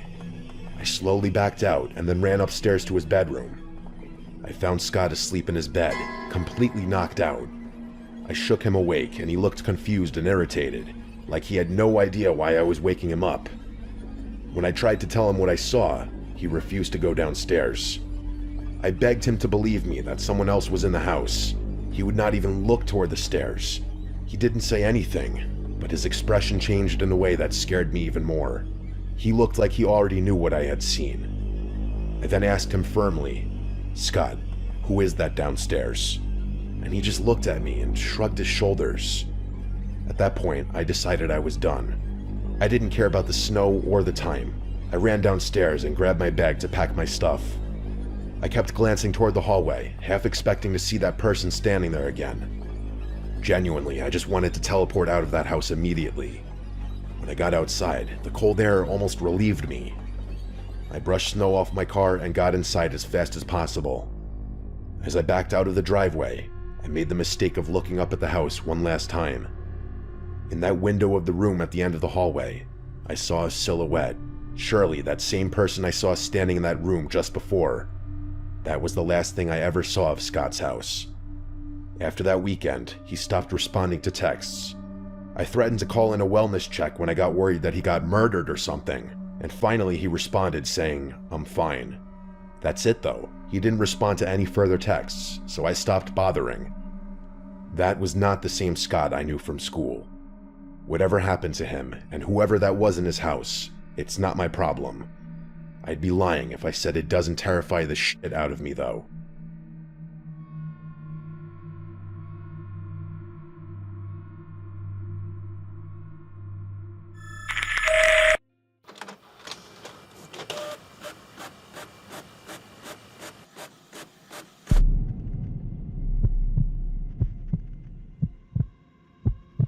Back when I was 20, during the summer before my senior year of college, I landed an internship at a financial services firm downtown. It wasn't anything fancy, mostly data entry, spreadsheets, and sitting in front of a computer all day, but it paid decently and it looked great on a resume. There were 7 other interns behind me, and we were all crammed together in this open office section with rows of cubicles that didn't quite give you privacy, just enough to make small talk feel optional. Out of the 7, 5 of them were people I liked, a mix of chill, down-to-earth college students who didn't take the internship too seriously. Another guy, Eric, was the type who treated the whole thing like it was life or death, barely spoke, and was always typing like his keyboard owed him money. But the 7th intern, Alex, was something else entirely. When I first met Alex, he seemed normal enough, maybe a little awkward, but we all were at the beginning. He was tall, thin, kind of pale, and had this mop of dark hair that always looked a little unwashed. He didn't really fit the finance intern stereotype, but that's not what threw me off. It was the way he acted around me. At first, it was subtle. He'd pop up at my cubicle during the day, lean over the divider in a way that made him look freakishly tall, like 7 feet tall because the cubicle walls were low, and only his head would be visible above it. He'd tilt his head slightly, grin with a strange frozen smile, and start talking in this deliberately weird voice, like he was trying to sound creepy on purpose. I'd laugh it off awkwardly, pretending I thought it was funny, but I remember thinking it was an odd thing to do in a professional setting. He'd say random stuff, like "working hard" or "hardly working, Ronnie," in that slow, unnatural tone, and then hold the smile for way too long. The first couple of times, I figured he was just being quirky or trying too hard to stand out. Some people at internships are awkward like that, so I didn't want to make a big deal out of it. But then it started happening more often. Every single day, at least once, I'd see his head slowly rise above my cubicle wall.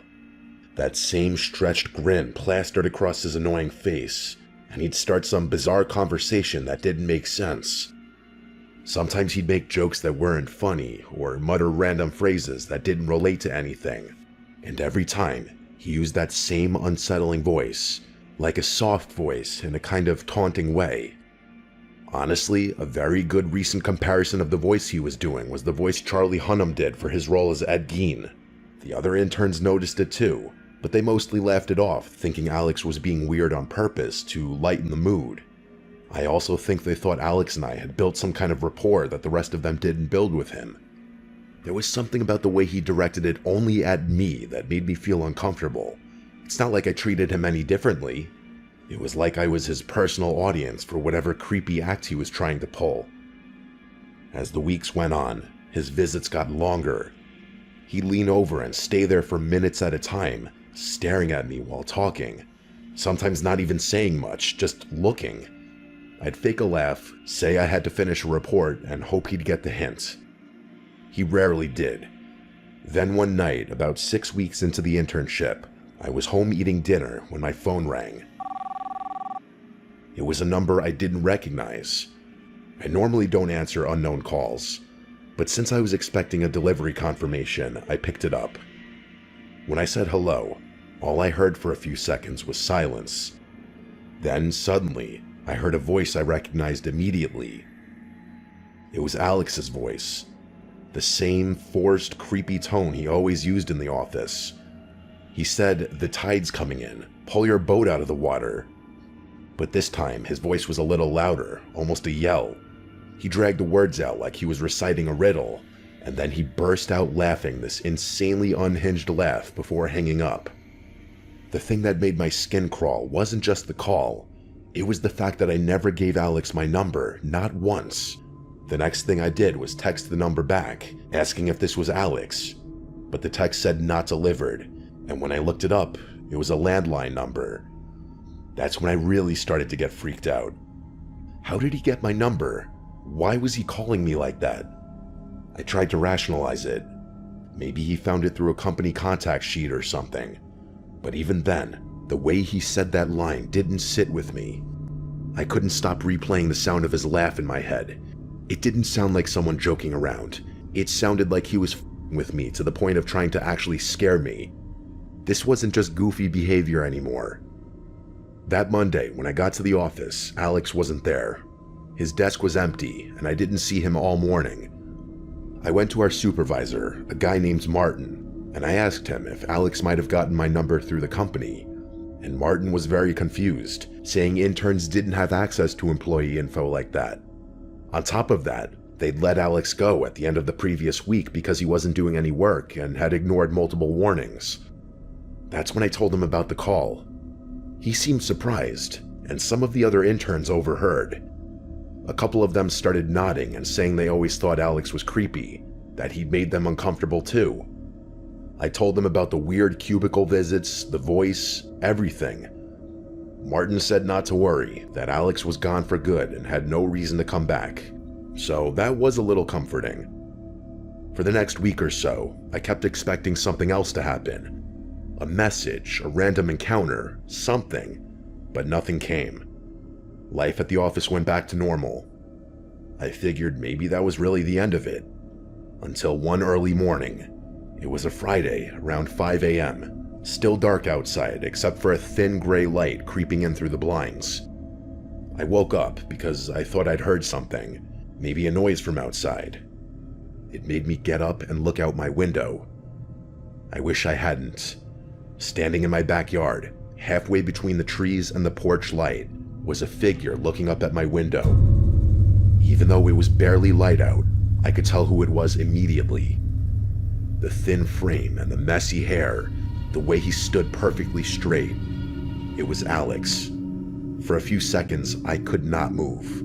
I just stared at him, trying to make sense of what I was seeing. And then, clear as day, I heard him call out my name in that same creepy, performative voice he'd always used at work. He dragged it out, long and sing-songy. I grabbed my phone, about to call 911, when I saw him tilt his head back and start laughing. That same loud, hysterical laughter like he did on the phone before hanging up. It didn't sound right. It sounded like someone completely detached from reality. I shouted through the window, yelling at him that I was calling the police and to get the hell off my property. I also waved my phone out the window.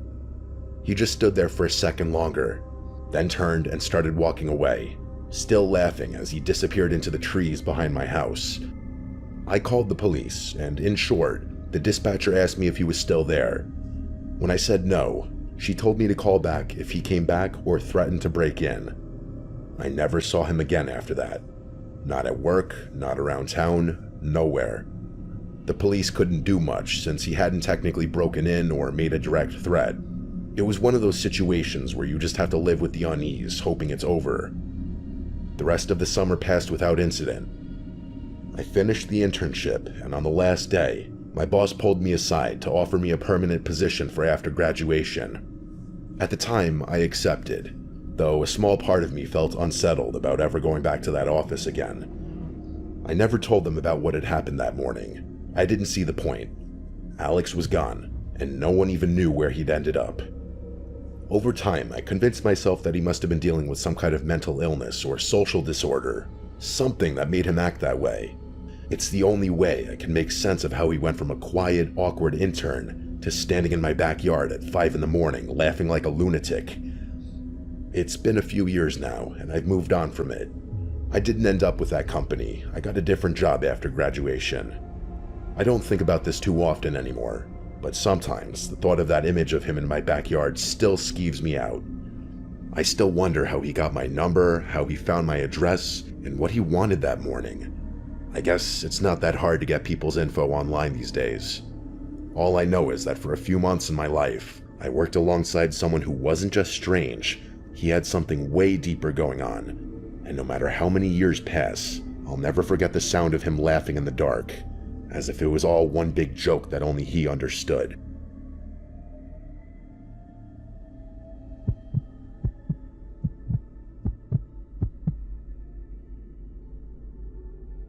I was 17 when this all happened. It was my first real job, working at a local grocery store in our quiet Vermont town. The kind of town where everyone knew everyone else, and where nothing ever really happened. I liked the job at first. It was simple, and most of my coworkers were friendly. I quickly fell into a rhythm with the cashiers and some of the stock workers, especially during the slow hours when there weren't many customers. When that happened, we'd all gather near the front of the store, just chatting about random stuff like what we watched on TV, making fun of the older, quirkier employees, and complaining about customers, that sort of thing. It was one of the few times during my shifts where I felt like I wasn't just standing behind a register staring at a screen or a blank wall all day. Depending on who was the shift supervisor for the day, it would either be relaxed or more strict. Like if a younger supervisor was working, it would be more chill. People would be on their phones and people would socialize by the front. There was one coworker who I didn't know well at first, a guy named Sean. He was 24, a little awkward, the kind of guy who always seemed like he didn't quite know how to read social cues. He had longer hair, but kind of in the awkward in-between phase, like he was growing it out but didn't quite reach his shoulders yet. He worked in the dairy section, so we didn't interact much at work. He was quiet and polite enough, and I honestly didn't think much of him. Most people just nodded at him when they walked past, and he did the same. But eventually, I was added to a coworker group chat, and he was in it. I didn't think twice about it. It was just a chat for work stuff and dumb jokes, and it seems most of the younger employees were in there.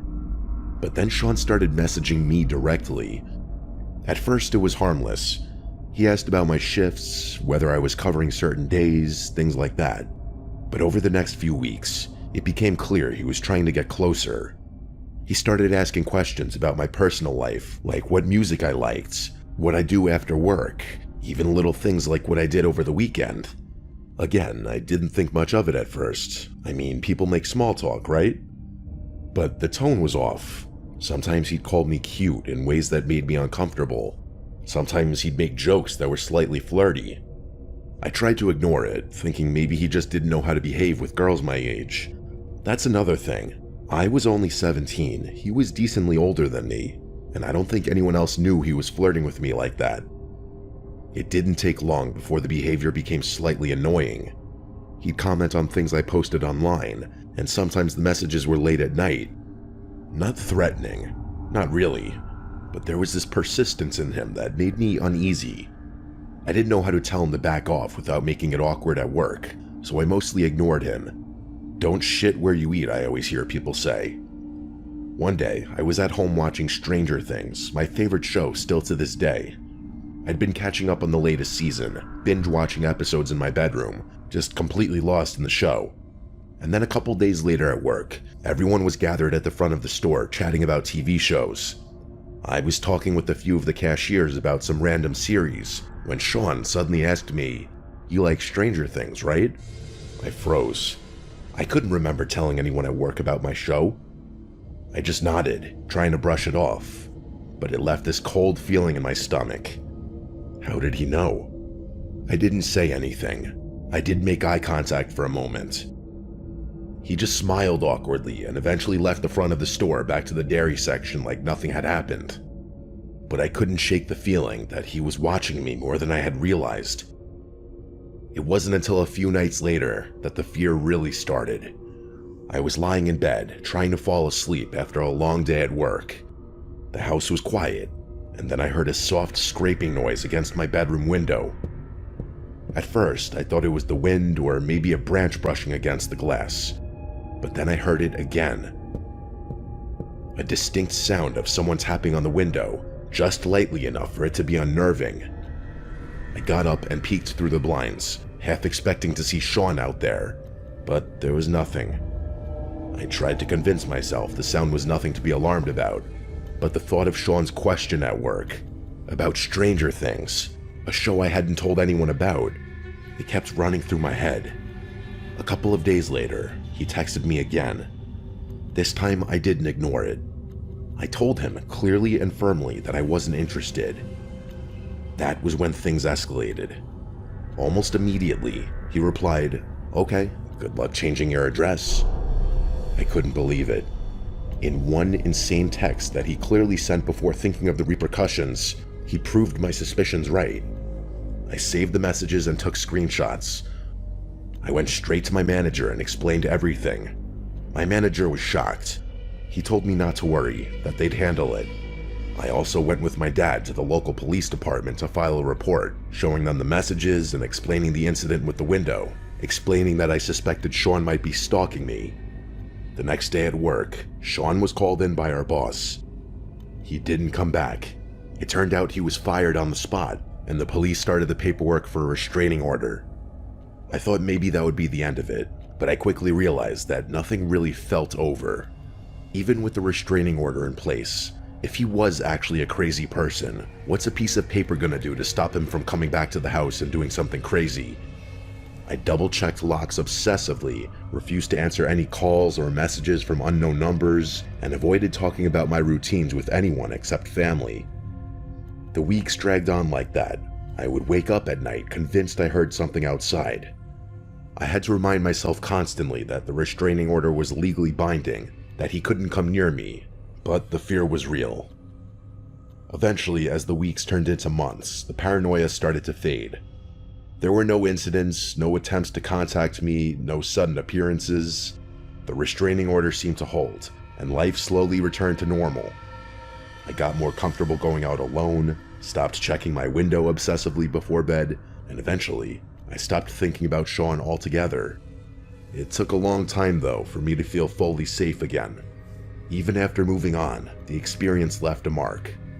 I was hyper-aware of my surroundings, cautious about new people I met, especially in situations where I felt isolated. I learned to trust my instincts and take any uncomfortable behavior seriously, no matter how small it seemed at first. Looking back, the thing that scares me most isn't that Sean might have actually harmed me.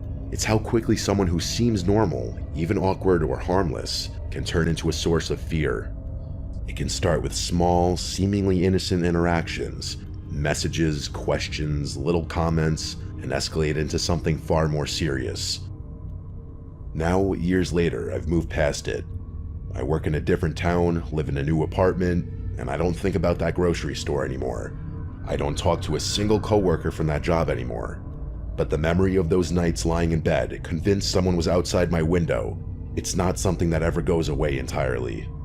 It's a reminder of how quickly life can feel unsafe, even in a small, quiet town where nothing ever seems to happen. And while Sean never came close to doing anything physically, the psychological impact was enough to make me question how safe I ever truly was.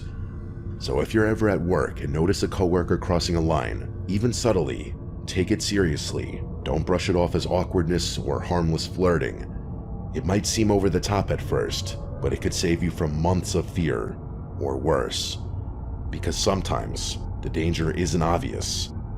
But eventually, I did move on, and now years later, I can look back and say I survived, and that's enough.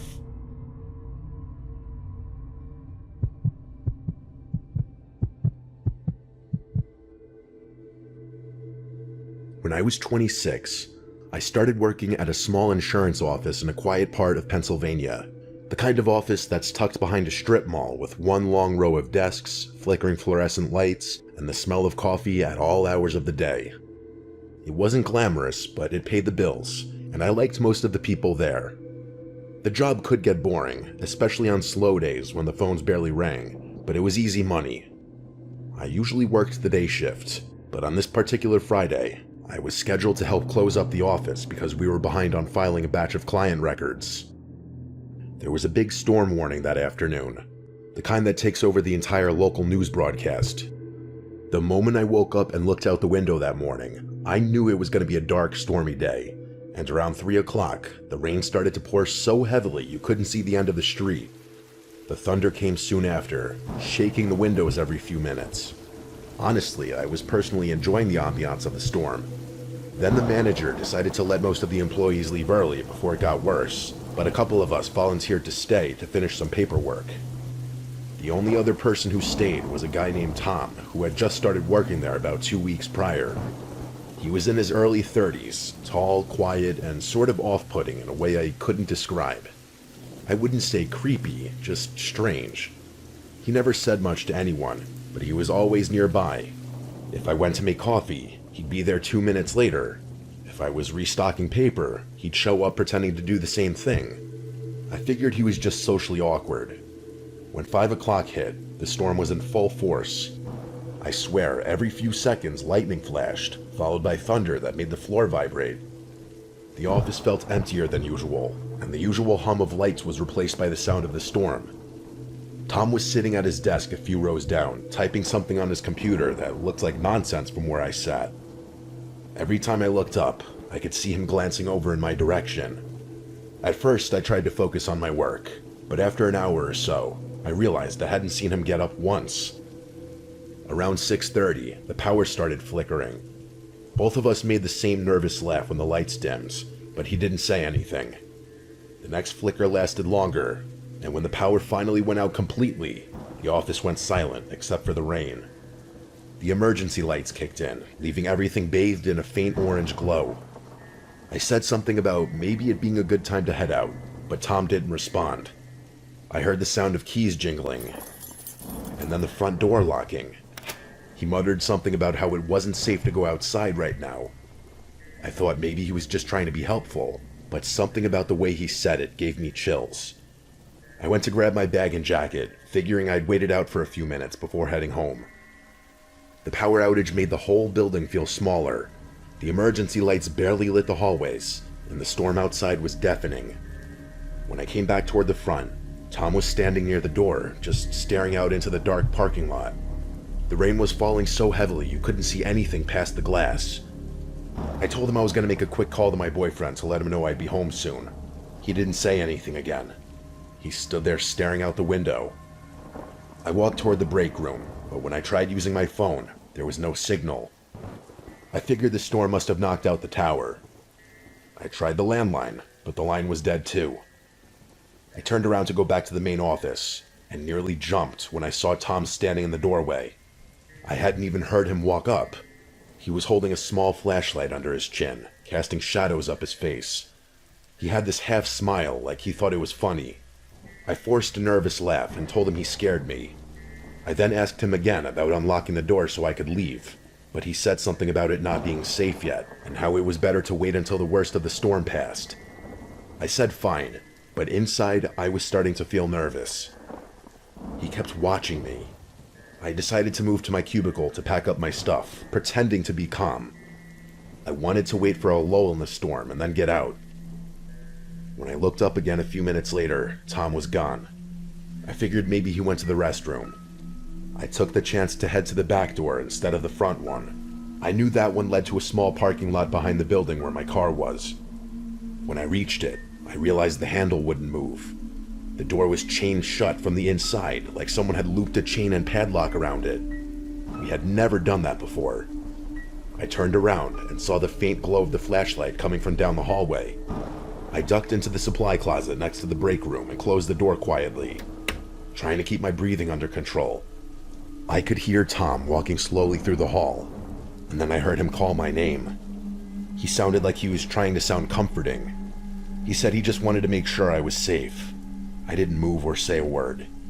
My heart was pounding so hard I thought he could probably hear it. He walked past the closet, and for a few seconds, I could see the thin strip of light from the flashlight shining under the door.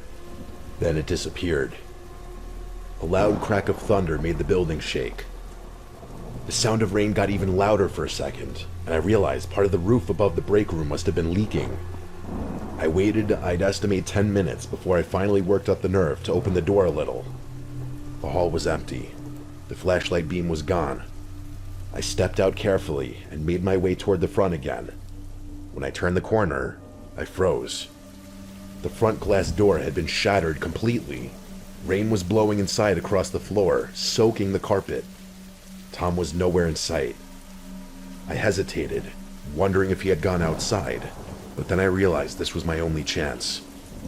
I ran out the door into the pouring rain and sprinted for my car. I didn't even care that I was getting drenched. My hands were shaking so badly I could barely get the key in the ignition. I sped out of the parking lot without looking back once. When I finally got home, I locked every door and sat in my living room shaking, watching the rain pour against my windows. I didn't sleep that night. The next morning, I called the office and told my manager what had happened.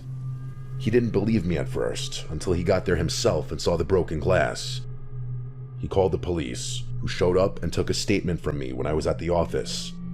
They said they'd look into it, but it sounded like Tom had just taken off.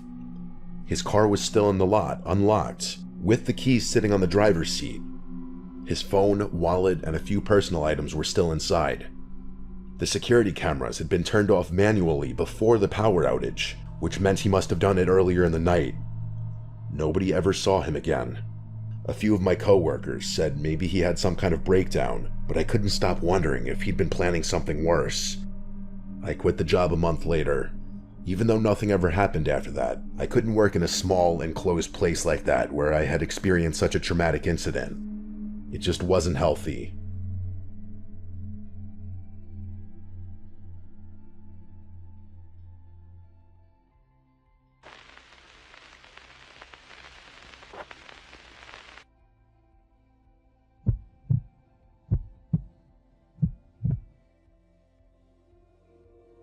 Back in 2017, I had moved to a smaller town in rural Illinois, and I only knew one person in town. I'm a bit of an introvert, so I had a hard time making friends, especially being single and in my early 20s living in a town filled with a population that was mostly retired. My friend, who I'll call Clara, introduced me to an older couple that were maybe in their early 50s and were looking for a dog sitter. She thought it would be a good way for me to make some connections while living there. We had made time to meet at their house so I could see the lay of the land and meet the dogs. The home was a 70s brick ranch style, severely outdated and slightly falling apart in some places. I explored abandoned houses for fun, so I didn't mind. The dogs were sweet, but as for the couple, they were odd. They were friendly enough, but while I'd be speaking to them, instead of making eye contact, they'd be doing more of a full body scan as if sizing me up. They would also guide me to rooms and not really say anything on the tour, just open the doors and let me look and then close them. I should also mention they sell firearms out of their home as a side business, which I didn't really mind, but they had cameras everywhere. Outside and in, hallways, living room, kitchen, office, garage, backyard, driveway, kitchen table, etc. They told me it was just for insurance purposes due to their business. It made me a little uncomfortable, but I was just really hoping to make some sort of connection in this town and some money. Then the time came for me to come and watch the dogs.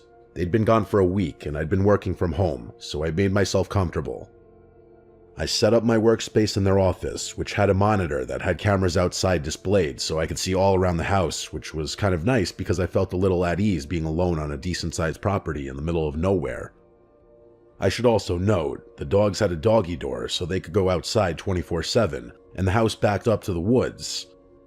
First night was fine. Second night, I noticed one of the cameras went offline that watched the driveway. I didn't think much of it, as Wi-Fi out in rural areas is finicky, but I still went and checked just in case maybe the camera fell or something.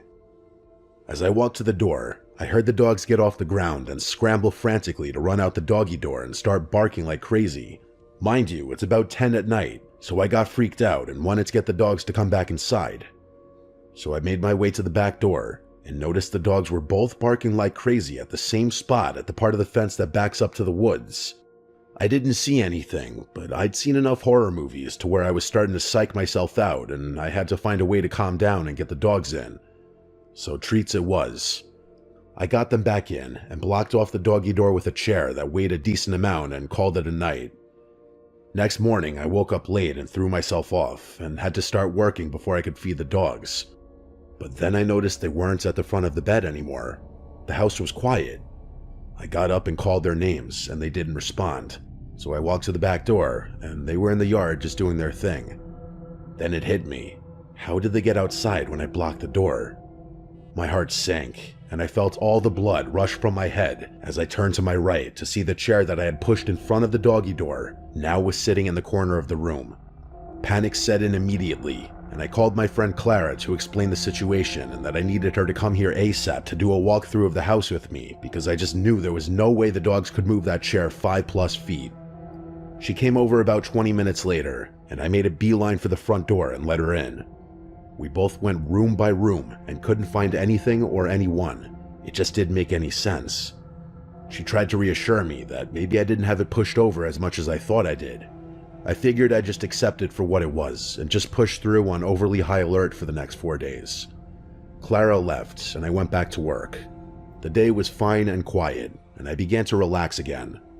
I finished making dinner and decided to get some work done. I sat down in the office and just happened to turn to look at the monitor with the camera views on it and noticed all of them were offline. My stomach dropped. I knew one going out was possible, but all 4? That was just too coincidental. Due to the nature of the business the couple ran, I texted them to let them know their cameras were down and if they wanted me to try and troubleshoot it for them, I'd be happy to. Also because I didn't like not having eyes on the outside of this place. A couple hours went by and no response. They're on vacation after all, so I just figured I'd have to let it go and suck it up until they get back to me. It was late, close to midnight, when I finally settled in and was watching TV to fill the void of silence that surrounded me when I heard the dogs get up and scramble to the doggy door again. I shot up and out of bed, my heart pounding out of my chest because I knew something was wrong. I grabbed the knife I had sitting next to the bed and walked to the back door looking out into the yard and couldn't see anything. The dogs had already stopped barking and were now just sniffing along the fence. I did that whisper yell to get them to come back in when I heard a thump come from the other side of the house. Frozen, I had to make a decision fast, try to get the dogs in or investigate whatever the hell just fell. I got the dogs in just in case it was some animal they were after. I didn't want them to get skunk sprayed or something. They wandered into the living room and hopped on the couches, and I slid the chair back in front of the door. I took a picture with my phone this time just so I could reassure myself I did it. I made my way to the back room where I heard the thump noise, and I immediately froze. I'm not sure if anyone else can understand, but when there's a presence in the room, there's almost this small difference in the atmosphere. There's a white noise, not breathing or movement, just a break in the stagnance of the silence. Well, regardless if you don't, I felt it. I wasn't going to be that person that kept seeking out the exact area of where this was coming from, so I asked, "Who's there? What are you doing here?" Silence. I then called out the names of the couple that lived there to see if for some wild reason they were in their own home at midnight when they weren't supposed to be, but again met with silence. Clara has a kid and husband, so I didn't want to bother her, so I figured the next thing I would do was call the police. But then I felt that wash of embarrassment in case it was nothing. They'd think I'm an idiot. I stepped back into the hallway that led to the room and slowly closed the door as quiet as possible and locked the door. I went and sat in the living room with the dogs with my phone in one hand and knife in the other. I couldn't make a decision on what to do. About 20 minutes went by, and I received a text from the wife saying, "Hi, don't worry about the cameras, you're safe." I was thrown off because they were in Florida, and it was almost 2 in the morning there. And also, what do you mean I'm safe? I didn't even mention safety being the issue. I was getting ready to give a general "sounds good" text when I got another text from the wife. It read, "Also, can you make sure that I didn't leave the garage door open to the inside? I don't want anything getting in. The door she's mentioning is in that back room." I didn't want to go back in there for obvious reasons, so I just didn't respond and pretended like I was asleep and couldn't. 2 minutes later, she texted again, "Hi, I know it's late, but can you please check on this for me, as I'm worried?" My gut was screaming no, but maybe the noise was a wild animal that got in. I didn't respond, but got up to go check, knife and phone in hand still. As I approached the door, I heard a shuffle from the back room. I stopped and stood there silent to see if I heard anything else before I opened the door. My phone lit up, and she texted me, "I see you're up. Can you please go in and check?" I couldn't move. I forgot they had cameras in the hallway and in the living room. Why were they pushing this at 1 in the morning? Now knowing I was being watched, reluctantly, I slowly unlocked the door and opened it with my arms stretched as far as I could to get an open view of the room from as far as possible. I didn't hear anything or see anything, so I took a couple steps into the room and saw the door to the garage was in fact open. It was so damn dark in there, I didn't want to get any closer, but I had to do it and just get this over with. I approached the door, and a light appeared from my phone as I had gotten a notification, and the faint light from my phone lit a portion of the garage doorway I was about 2 steps from, when I noticed the outline of an arm pressed against the wall right next to the door. Fight or flight kicked in immediately. I turned and ran back through the doorway and slammed the door to the back room shut and locked it. I grabbed my keys off the kitchen counter and ran out the front door. I fumbled with the keys as I was shaking and panting, and I got the door unlocked when I noticed the garage door was opening and halfway up. I started my car, and as the headlights lit up the now open garage, I saw in the back corner a grown man in a jacket squatting behind a box right next to the door I was going to close. I didn't waste time and floored it in reverse down the driveway and drove immediately to the police station. I was crying and explained what happened, and they said they'd send a unit to check out the house. I sat in my car at the police station texting the wife about what just happened, seeing as they had access to the cameras and could maybe see if someone was in there. No response. About a half hour later, the police officer came back to the station and let me know the garage door was open, but the house was clear and there was no signs of a break-in. They even checked around the perimeter of the yard and nothing was out of the ordinary. They knew I was scared out of my mind, so they offered to follow me back and do another check with me there. After it was done and I saw with my own eyes no one was there, they left. I couldn't sleep. It was going on almost 3 or 4 in the morning at this point, so I just laid on the couch by the dogs wide awake, gripping the kitchen knife. About 20 minutes after the officer left, I got a text from the wife. "Hi, plans changed. We'll be home soon. You can go home now." The complete disregard for the situation that just unfolded that I texted her about, the letting me know you're coming home 4 days early and didn't mention it, and will be here just hours after all of this? I didn't dwell on the moment. I grabbed my stuff and left. Their home is on a rural road, but only about a quarter mile from the main street. As I got halfway to the stop sign and looked in my rearview mirror, I saw a car with no headlights on pull into their driveway. I texted the wife and said, "Someone just pulled into your driveway as I was leaving." Almost instantly, I got a text back that read, "I know." Chills ran down my spine. They were setting me up. They'd been in the area that whole time. The dogs barking in the middle of the night were probably alerting me that they had been driving on the path behind the house. They shut the cameras off so I couldn't see their creeping movements on the property while I was right there inside, oblivious. I never heard from them again. My friend profusely apologized, saying she had no idea how weird they were and that she'd only known them as coming into the local diner every now and then. She said after that incident they never came in again. I'm 30 now, and I still have trouble with the entire situation. I know I'm okay and I'm safe, but knowing I was just seconds away from God knows what is a feeling I can't seem to shake, and not sure if I ever will be able to.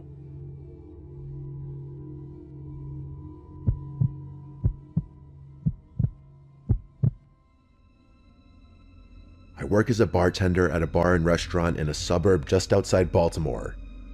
I'll do my best to explain the layout so the story makes sense. It's a busy place with a unique setup. There are no waiters, just bartenders like me and the cooks in the back. If you want to find food or non-alcoholic drinks, you have to order them at the bar, and when everything's ready, you grab it from the counter. I'm not sure why things are done that way, but I guess it had something to do with management being cheap and trying to avoid hiring waiters. Either way, it keeps things fast-paced, which I actually like. For whatever reason, the place is really popular, even though I personally don't think it's anything super special. The atmosphere is lively most nights, with great music, a buzzing crowd, and a standing area near the DJ booth where people gather to dance and chat. The constant flow of customers and the high-energy vibe make the job fly by. I love meeting and talking to new people, so the gig is perfect for me. I would probably lose my mind if I had to wait long periods of time between serving guests, but that's just me. I bet some people are the opposite. That particular night started off like any other. It was a weekend, so things were going to be super busy. I was ready. After a certain time, the bar started filling up with people. It looked like more of a younger college crowd that night, which meant more dancing, more spilling, and a rowdier environment in general. Oh yeah, and worse tips, which kind of sucked for me. This one group of kids just kept on ordering round after round of tequila shots faster than I could line up the salt and limes. It's always chaos when they take over the bar. One of them was so plastered he used the same pickup line on me like 3 times. I was running around doing my thing when I noticed an elderly couple walk in and sit down at the booth in the corner of the restaurant. At first glance, there was nothing strange about them. I just thought it was interesting that 2 people that age would want to come into a rowdy place like this. I didn't have too much time to think about it though, so I went back to work. Fast forward maybe 30 minutes to an hour. I was halfway through pouring a line of gin and tonics when I noticed the couple again. My hands kept working, muscle memory taking over, but my brain was stuck on them for some reason. That's when it hit me. They were just sitting there motionlessly. They hadn't ordered anything either. No food and definitely not any drinks I would have remembered. I looked a little closer and realized that they weren't even looking at each other. They were both fixated at the wall next to them. From what I could tell, it didn't look like they were talking either. It was the strangest thing. I was beyond curious, but the bar was slammed, and I had too much to do to spend time wondering about it. I figured they might be waiting for someone, or didn't realize how the place worked. Maybe they were waiting for a waiter to take their order. When I finally had a break, I decided to check on them myself. I walked over to the table and put on my most polite smile. As I approached, neither of them turned to face me. They were both still staring at the wall like statues. I cleared my throat and asked them if they wanted anything to eat or drink. The woman didn't even flinch. She kept staring at the wall like I hadn't spoken at all. The man turned his head slowly, like he was moving in slow motion. When his face came into view, I felt a chill run through me. His skin was pale and wrinkled, and his eyes were almost sunken into his face completely. He didn't speak, just stared at me and shook his head once, firmly but silently. Something about the way he looked at me made my stomach twist. I muttered something in response and quickly returned to the bar. I had the weirdest feeling in my gut after that. Those people looked like they didn't even belong in this century, let alone this bar. I didn't look over at that booth for a long time. Eventually, things started to die down a little, and I remembered the couple. I glanced over impulsively, and I nearly dropped the glass I was holding. Both of them were staring directly at me now. I made direct eye contact with the woman, but she never averted her gaze. I don't think I'd ever been more uncomfortable at my job than I was in that moment. I looked away and pretended to be busy, trying not to freak out completely. By the time I glanced back again, the booth was empty. I was relieved. I was just glad that they were gone, as mean as that sounds. By the end of the night, I was still thinking about the whole thing. As I wiped down the bar and closed up with my coworker Karen, I decided to ask her if she saw anything strange. She's, I guess, what you would call a vet. She's been working there for years and prides herself on noticing everything and everyone that comes through the doors. When I asked her about the couple, she gave me a confused look and said she didn't know what I was talking about. I looked at her blankly and told her I was talking about the elderly couple that was sitting in the corner booth. She shook her head and told me she didn't remember seeing anyone like that. She then jokingly asked me if I was hallucinating, which got a playful laugh out of me, but on the inside though, I was losing it. I knew what I had seen. I asked her if she was sure, and she crossed her arms before listing at least 10 random people who had ordered food that night and what they were wearing. I laughed again and complimented her memory, but like I said before, I was dying on the inside. By the time we locked up, I started doubting myself. As I walked to my car, I noticed something that made me nearly drop my keys in fear. Across the street, there were 2 dark figures standing under a lone streetlight. I knew it was them. I wanted to scream, but the sound wouldn't come. I didn't wait another second. I jumped into my car, locked the doors, and sped out of the lot without another look. The drive home was awful. I was trying not to break down the whole time. I just kept repeating, "Oh my God," over and over. I had so many questions. Had Karen somehow missed them? Were those people even real? Was I going insane? I couldn't explain it. I thought I was going crazy. I wish this story had a resolved ending, but it doesn't. I never saw those people again. I never got any kind of explanation. I don't think I ever will.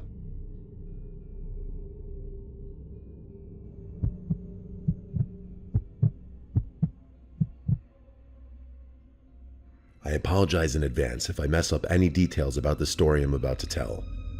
This is something that my best friend told me multiple times several years ago now. It's one of those stories so unsettling you can't shake it even after hearing it more than once. My friend's dad was a logger, specifically a tree saw operator. For those who don't know, a tree saw is a massive machine capable of cutting down giant trees and slicing them to specific lengths.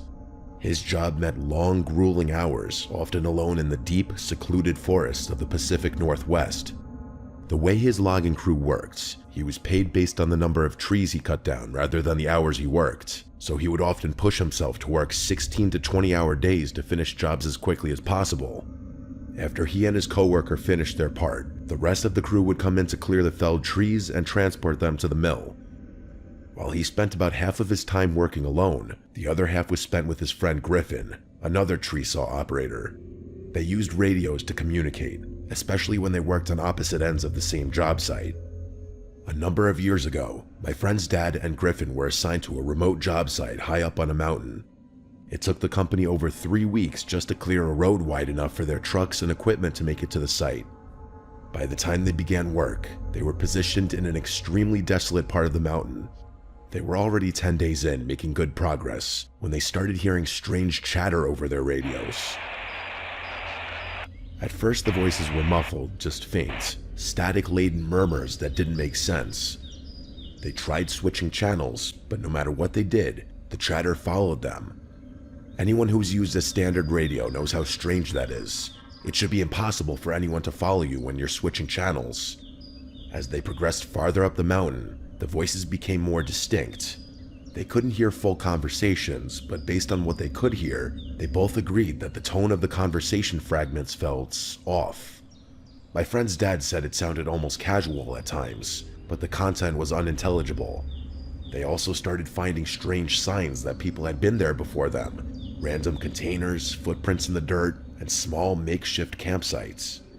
Like I said before, they were in a place so remote it was practically inaccessible, so these discoveries were deeply unsettling. No one should have been up there. One day, Griffin came across a tent hidden just off a trail and called my friend's dad over. They decided to investigate. Inside, they found a single sleeping bag and a duffel bag filled with the most disturbing things imaginable. Multiple pairs of children's underwear, duct tape, rope, and crude sketches of children being molested. There were even photos of a fresh apple indicating whoever owned it had been there recently. Griffin wanted to pack up and leave immediately. My friend's dad, ever the workaholic, insisted they finish the job. They agreed to limit radio communication to emergencies only and decided to keep working. That night, they sat in the camper, unable to shake the dread that hung over them. The radio crackled to life again, and this time they could make out snippets of a conversation between 2 men. They were talking about mundane things, collecting water and firewood, but the realization that these men were likely connected to the tent freaked my friend's dad out. Griffin wasn't as fazed, but my friend's dad was losing it. The next night, My friend's dad decided to confront them. When he heard the men talking about gathering bush for a fire, he grabbed the radio and demanded to know who they were and what they were doing there. The radio went silent immediately, and the men didn't respond. That silence was almost more unnerving than the chatter. Griffin was upset that my friend's dad had announced their presence, and the two of them got into a brief argument before deciding they'd escalate the situation the next day. Around midnight, Griffin shook my friend's dad awake, whispering that someone was outside the camper. The first thing he noticed was the soft sound of footsteps crunching on the gravel outside. Heart pounding, he fumbled for his gun, only to realize it wasn't loaded. He had no idea where his ammunition was. Griffin was unarmed, and the idea of calling the police was laughable given their location. They both sat frozen as they heard the camper door handle jiggle. The door creaked open, but didn't fully swing inward. Their camper was high off the ground, and there was no ladder or stool to climb up. Then came the scratching. Long, deliberate scratches along the outside of the door. 4 agonizing minutes passed. Finally, my friend's dad nodded at Griffin, signaling he was going to check it out. He moved quietly toward the door, gripping a flashlight in his shaking hand. Just as he reached the door, it burst open, and he was struck across the face with a knife. His pain was blinding. He fell out of the camper, hitting the ground hard. Before he could recover, a man was on top of him, pressing the knife against his neck. Another man appeared, kicking him repeatedly in the head. Griffin, without hesitation, leapt out of the camper and tackled the man with a knife. The second man bolted into the darkness, and the one Griffin had tackled scrambled to his feet and followed. They disappeared into the forest. Griffin helped my dad's friend back into the truck, and they drove 2 hours to the nearest hospital. It was bad. His face was a bloody mess, and there was a cut across his eye so severe it permanently damaged his vision. They reported the attack to the police, but nothing came of it. 2 weeks later, as the rest of the logging crew finished the job, one of their coworkers was found bound, gagged, raped, and murdered in a ditch. No arrests were ever made. To this day, my friend's dad struggles with PTSD. His right eye, with its disfigured pupil, constantly reminds him of that night. I'm sure he hasn't had a full night of restful sleep since. I've been terrified of deep woods for a long time now, mostly because of my friend's dad's experience. I haven't heard from my friend or his dad in years now, so I can only hope he's doing all right.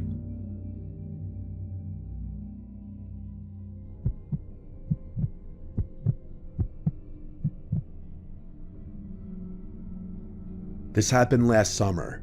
I was 20 years old. My name is Kevin.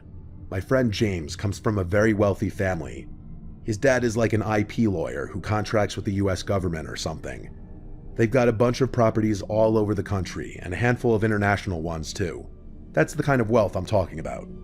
One of their houses is on a relatively large but overall pretty secluded lake. The lake itself isn't so big that you can't see the houses on the other side of it, but it would be a workout and a half swimming across the whole thing. James' parents were never around, so he pretty much had unlimited access to that house, and he often invited friends over, with permission of course. There's something about being out on the lake that makes you feel invincible. It's a different feeling than the beach for sure. I'm not really sure how to explain it, but there's more of an exclusive vibe to it.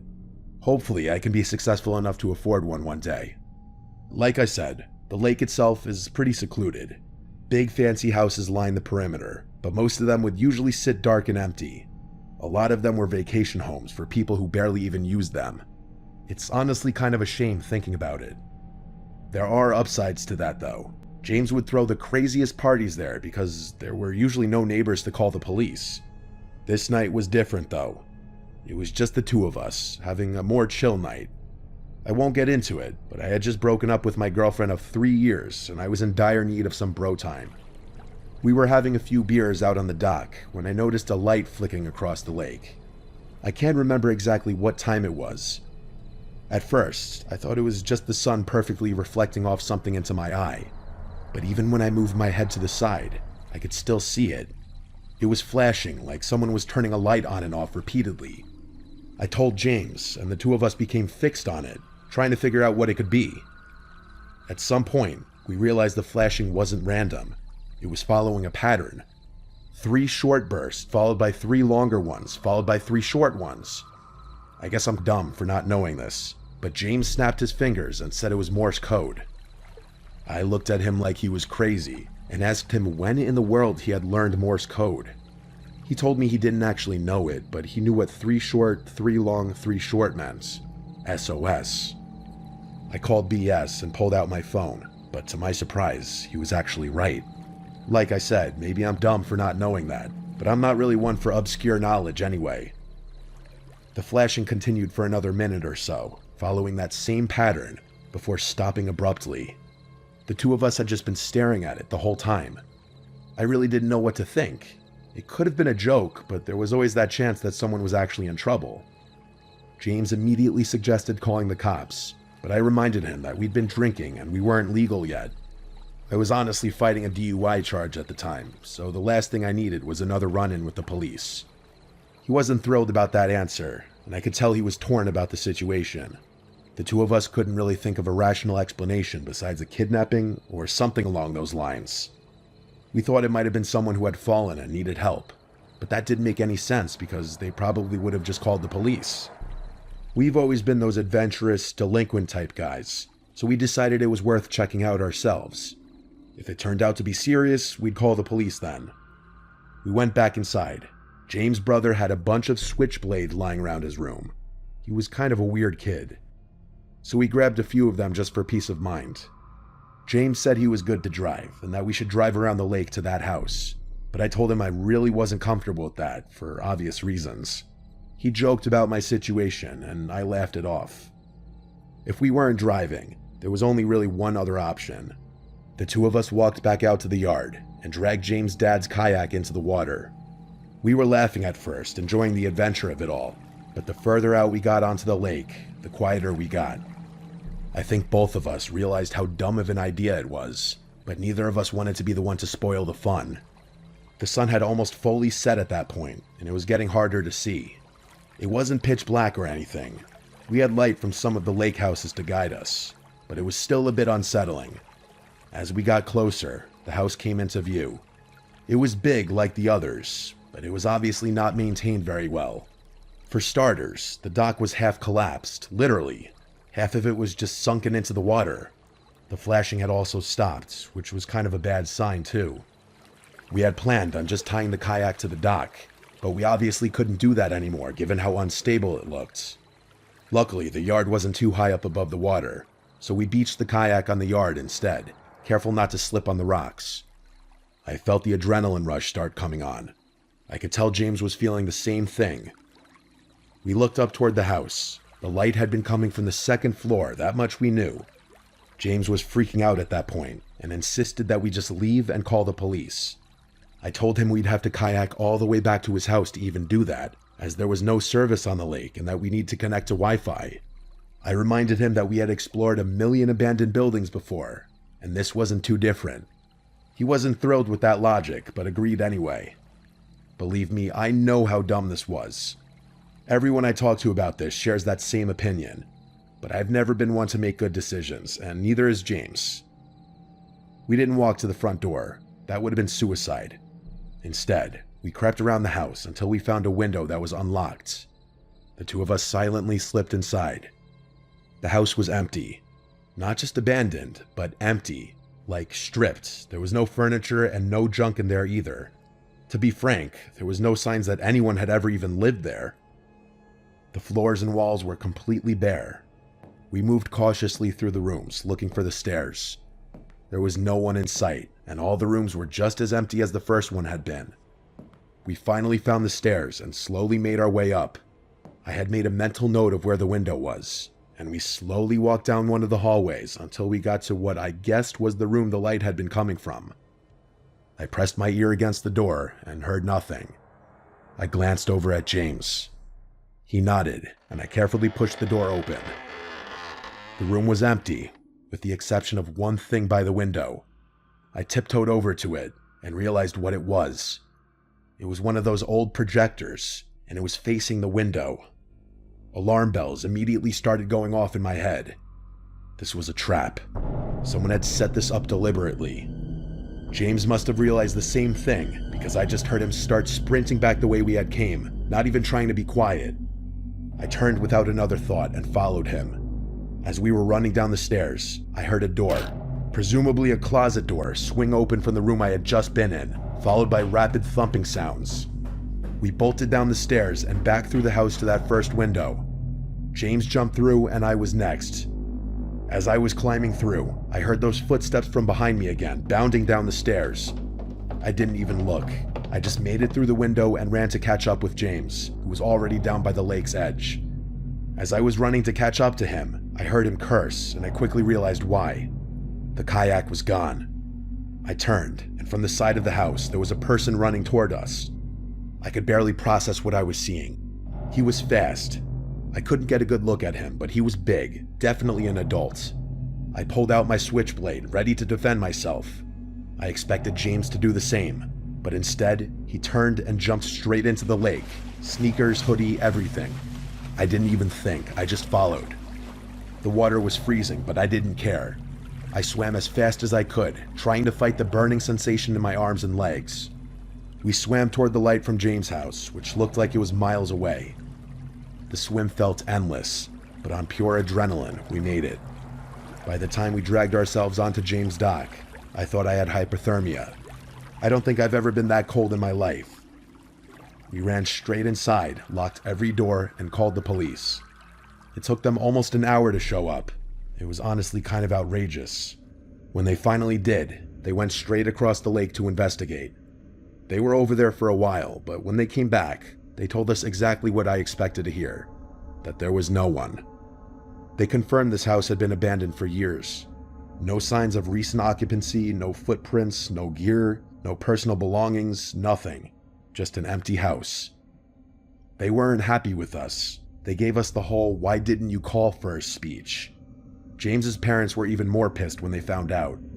Let's just say I wasn't invited back to the lake house after that.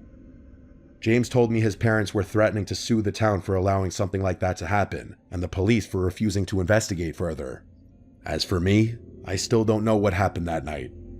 I don't know who was in that house, or why they set that trap, or what they planned to do if we hadn't run. I don't think I want to. Most of my friends agree that it was a trap, and think that whoever was planning the whole thing got cold feet until the last minute. I really don't want to think about what would have happened if they had gone through with whatever they were planning on doing.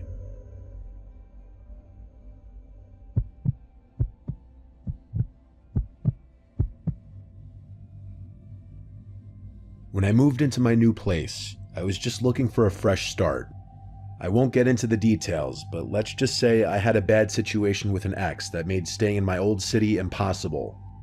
I ran into some money early in life and made some bad decisions about the kind of women I surrounded myself with. Lesson learned.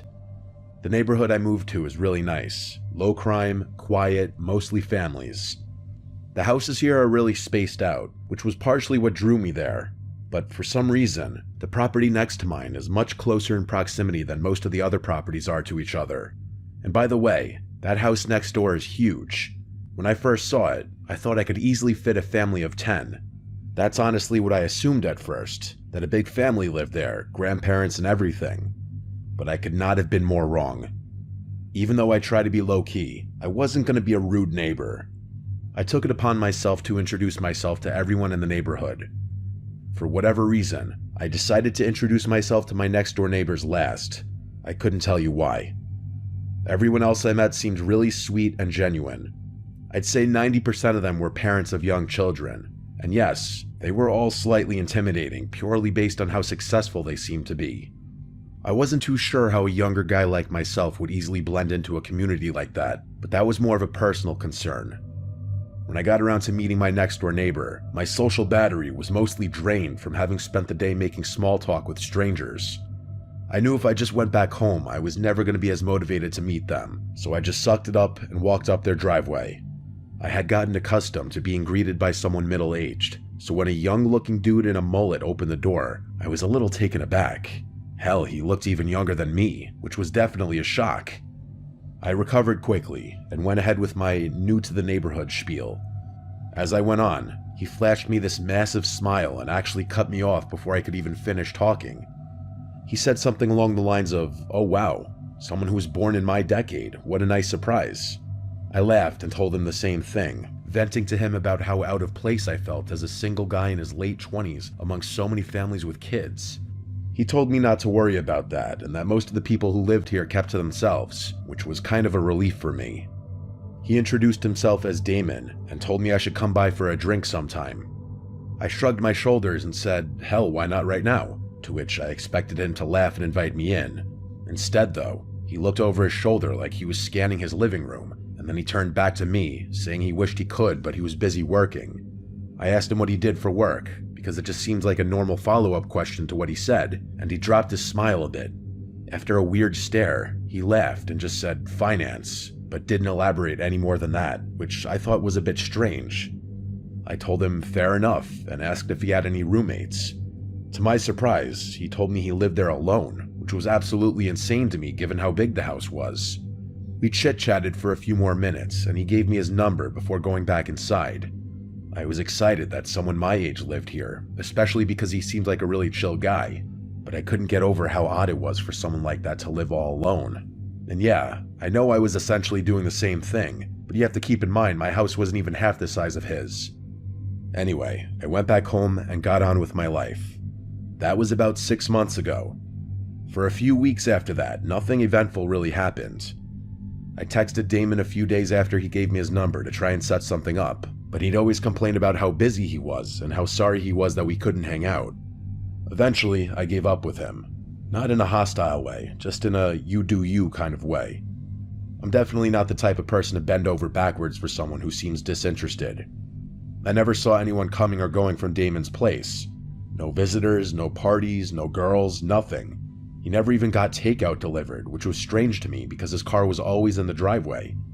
I genuinely didn't know what he ate because I literally never saw him leave the house. The guy lived like a ghost. I work from home, and the office in my house is on the 3rd floor, which overlooks Damon's property, if you're wondering how I knew so much about his living habits. I know it sounds obsessive and a little creepy, but his house was also just a glance away from my monitor, so I couldn't help but look over from time to time. One night, it was a Wednesday night, I remember that distinctly, I woke up around 2 a.m. to the sound of loud music. I sleep with my windows open, so that's probably how I woke up so easily. At first, I thought I was imagining it, or it was part of a really vivid dream I was having, but I was wrong. I got out of bed and peeked out my window, and there they were, 7 or so cars lined up in Damon's driveway. There was no mistaking it, he was having a party. Now don't get me wrong, I'm not the type to complain about some noise. I've been to my fair share of house parties, but it was the middle of the week and the volume was insane. I figured I'd just go over, knock, and ask him to turn it down. I threw on a hoodie and walked over. It was a full-blown party, that much was clear from outside. I knocked on the door, but no one answered. I pulled out my phone to text Damon, but I decided against it, knowing he'd probably ignore me and give me some BS excuse the following morning. I knocked on the door again, harder this time. Still nothing. I reached for the handle, half expecting it to be locked, but to my surprise, the door swung open. Inside, the first thing I saw was a pile of shoes in the foyer, at least 10 pairs, but there was something off. There was literally no one in there.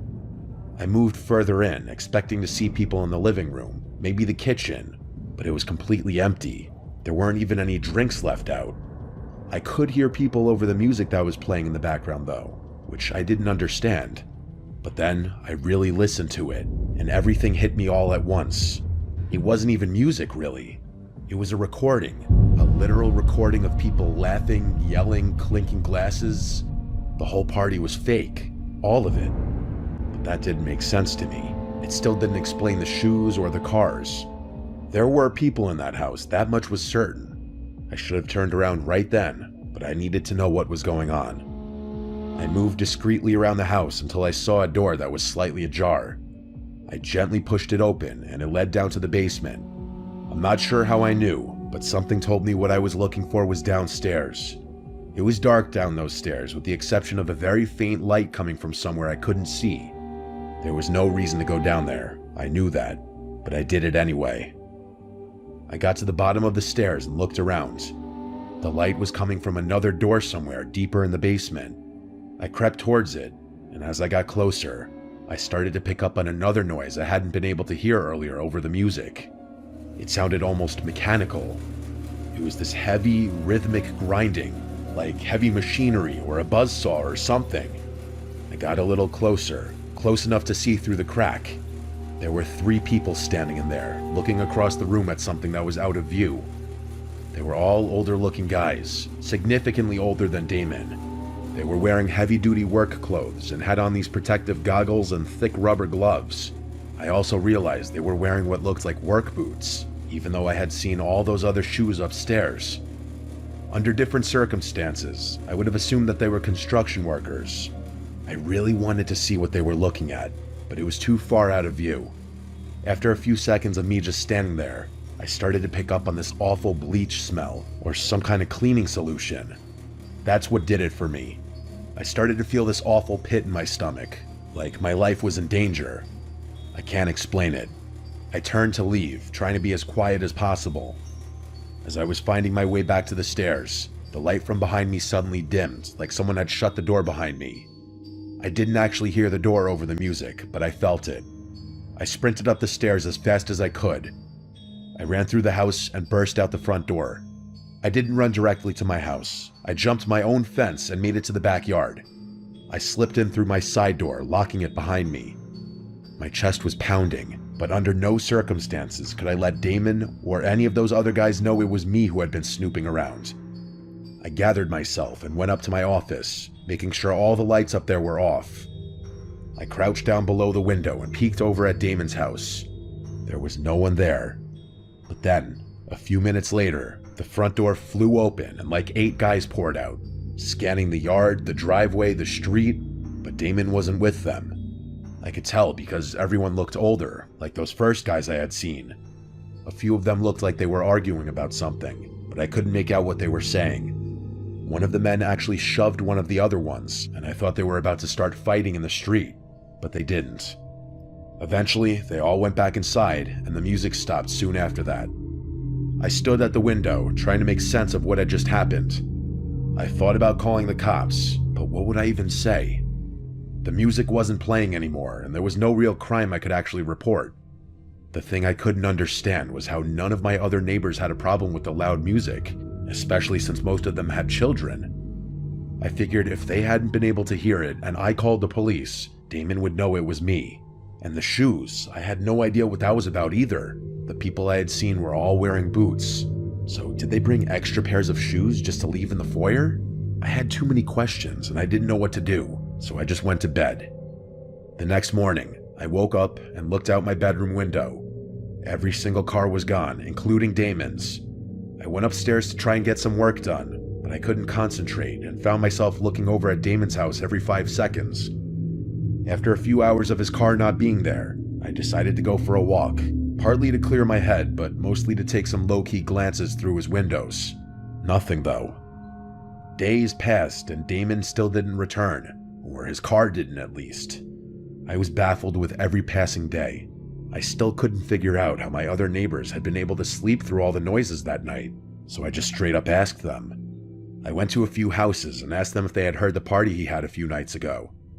No one knew what I was talking about, even after I told them which house it was coming from and how late it was. I thought I was going crazy. That was a few months ago now. The crazy thing is Damon still hasn't returned, and it's clear no one is maintaining his house, as the grass is starting to get really long, and there's an untouched pile of packages leaning against his front door. I don't know what to make of this. It could be nothing, but I feel like no one would go to such lengths to disguise what they were doing with a fake party, unless it was something illegal. But would people going to such lengths really forget something as important as locking the front door? Maybe that's what those guys had been arguing about. I really have no idea, and the fact that none of my other neighbors seemed bothered by it makes me think I'm involved in some huge conspiracy or something. I know I'm just being paranoid, but I just have so many unanswered questions. When Damon returns, if he ever does, I'm debating whether or not I should just go and straight up ask him.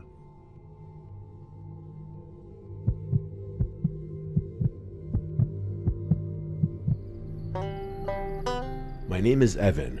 I'm 28 years old. After my divorce, I moved to a small town named Chatham in Alabama. Apart from my parents' house, I didn't really have anywhere else to go, so I came to live in my grandfather's old house. He passed away a few years ago and left the place to us. It's about 10 minutes outside town, sitting on 10 acres surrounded by woods. It's real quiet out there. I thought I'd enjoy that. The house is old, wood floors that creak, doors that stick, the kind of place that always feels a little cold no matter how high the thermostat is. But it was free, and I didn't have a better option. The first few nights were normal. I unpacked and cleaned. I spent the evening sitting on the porch with a beer. It was peaceful. No traffic, just the wind through the trees and the occasional owl. But then the noises started. The first time I heard it was on the 7th night. I had just gotten into bed around midnight. I was almost asleep when I heard whistling outside.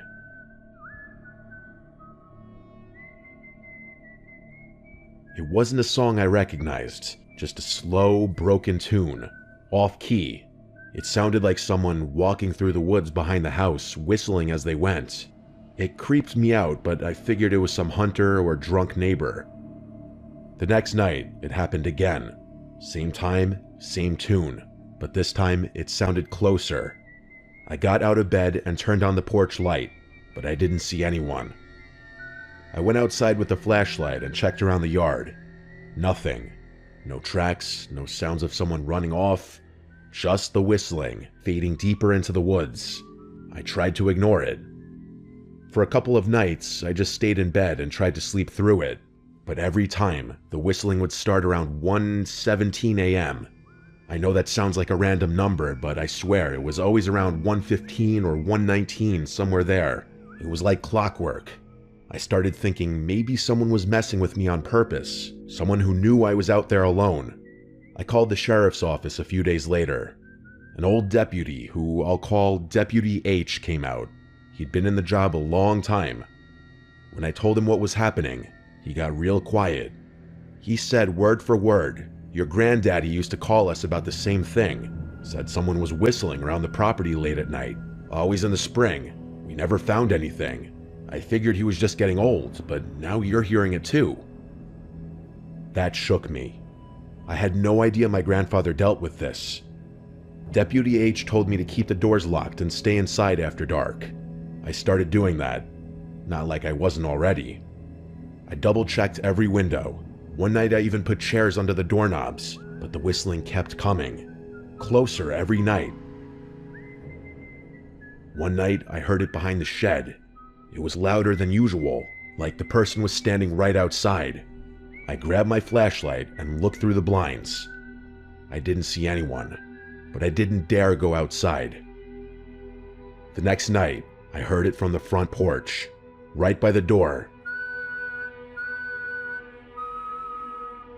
3 long whistles, then silence.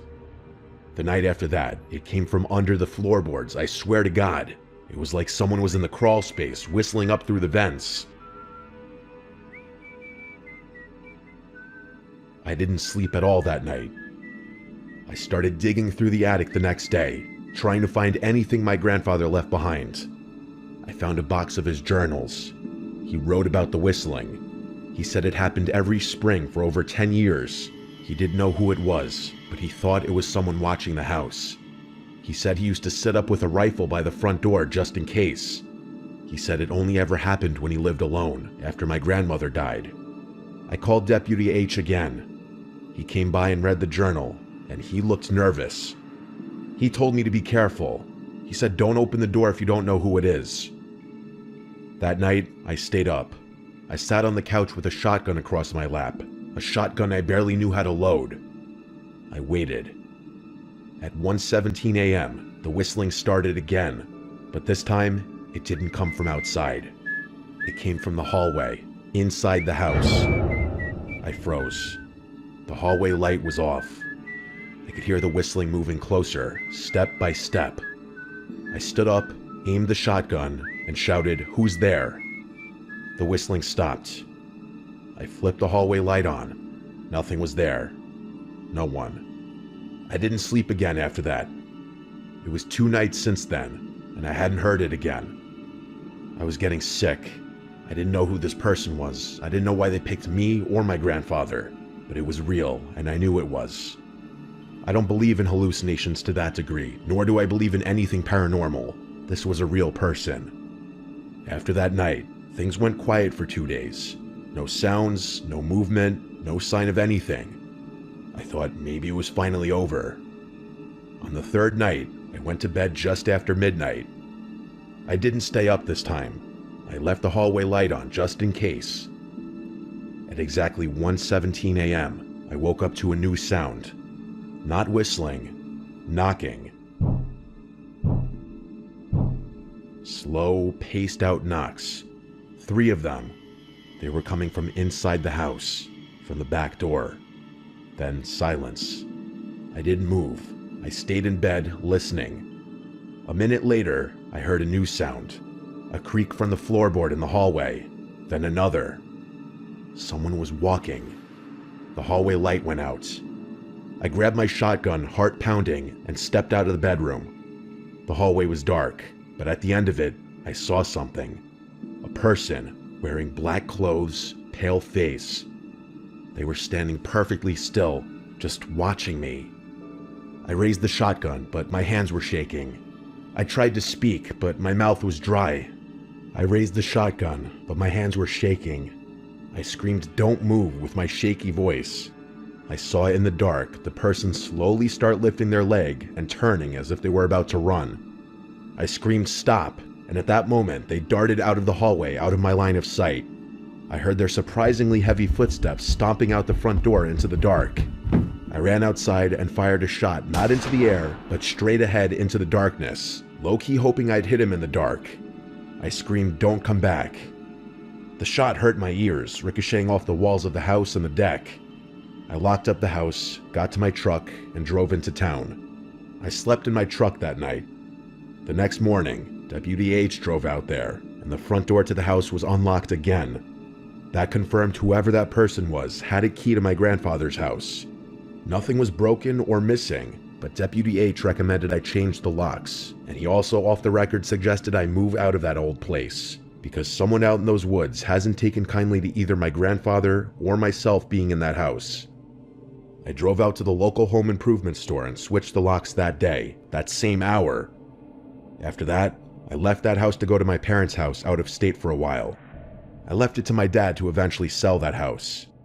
Anything of sentimental value we took out, and the rest was just left in there or sold. My father, of course, left out the fact that there's some creep who's been stalking the house for apparently decades now.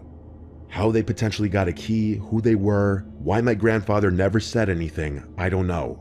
It all disturbs me deeply. I personally think it was some disturbed creep living in a nearby house. I eventually moved to a more urban area. This experience left me honestly too unsettled to live in a remote location.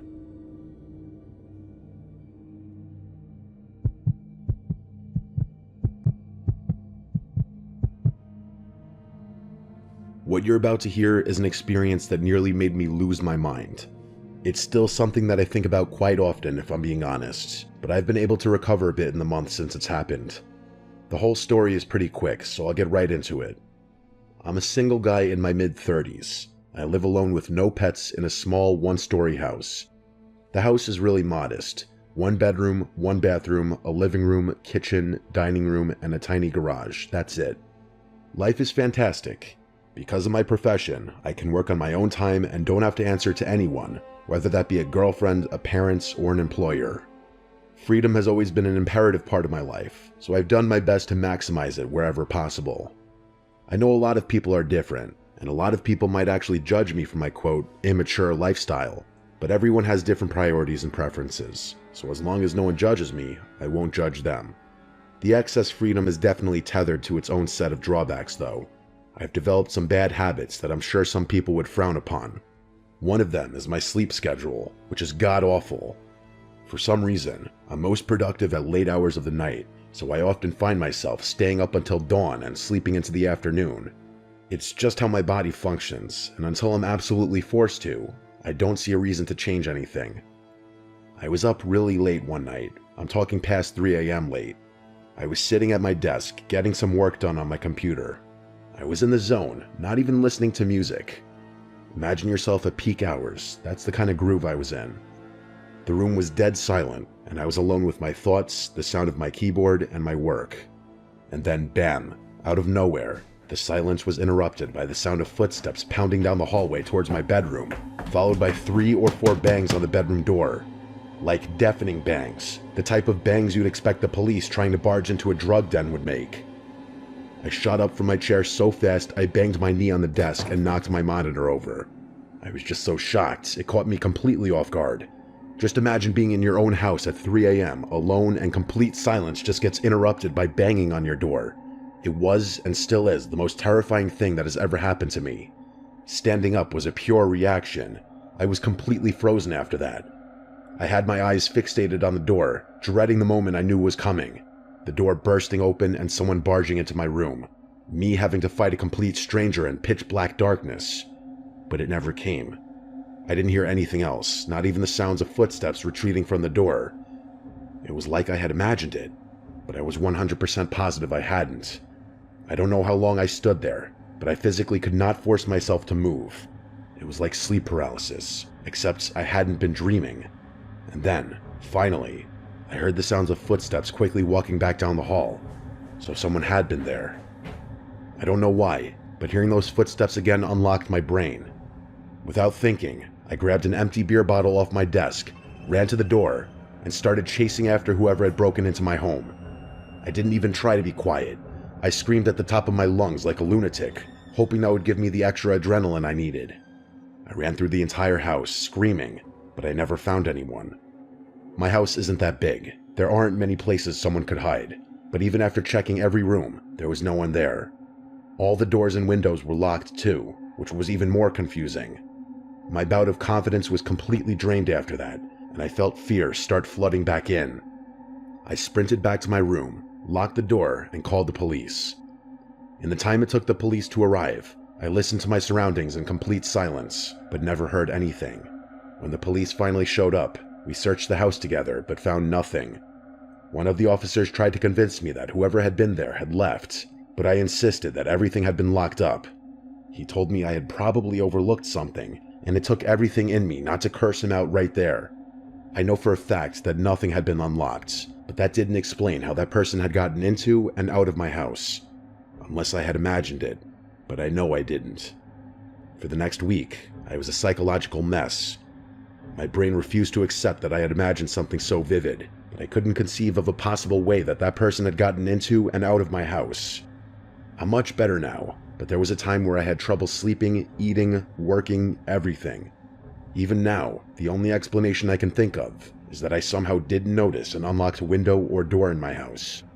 Still though, why anyone would crash through my house just to run away is a complete mystery to me.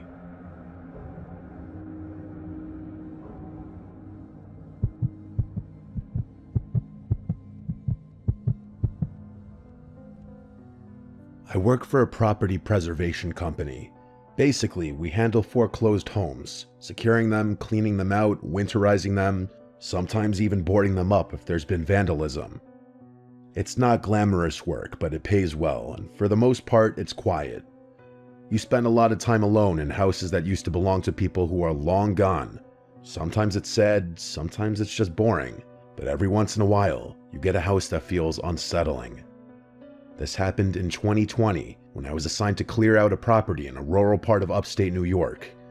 It was one of those dying places, only one gas station, half the businesses shuttered, roads cracked and overgrown.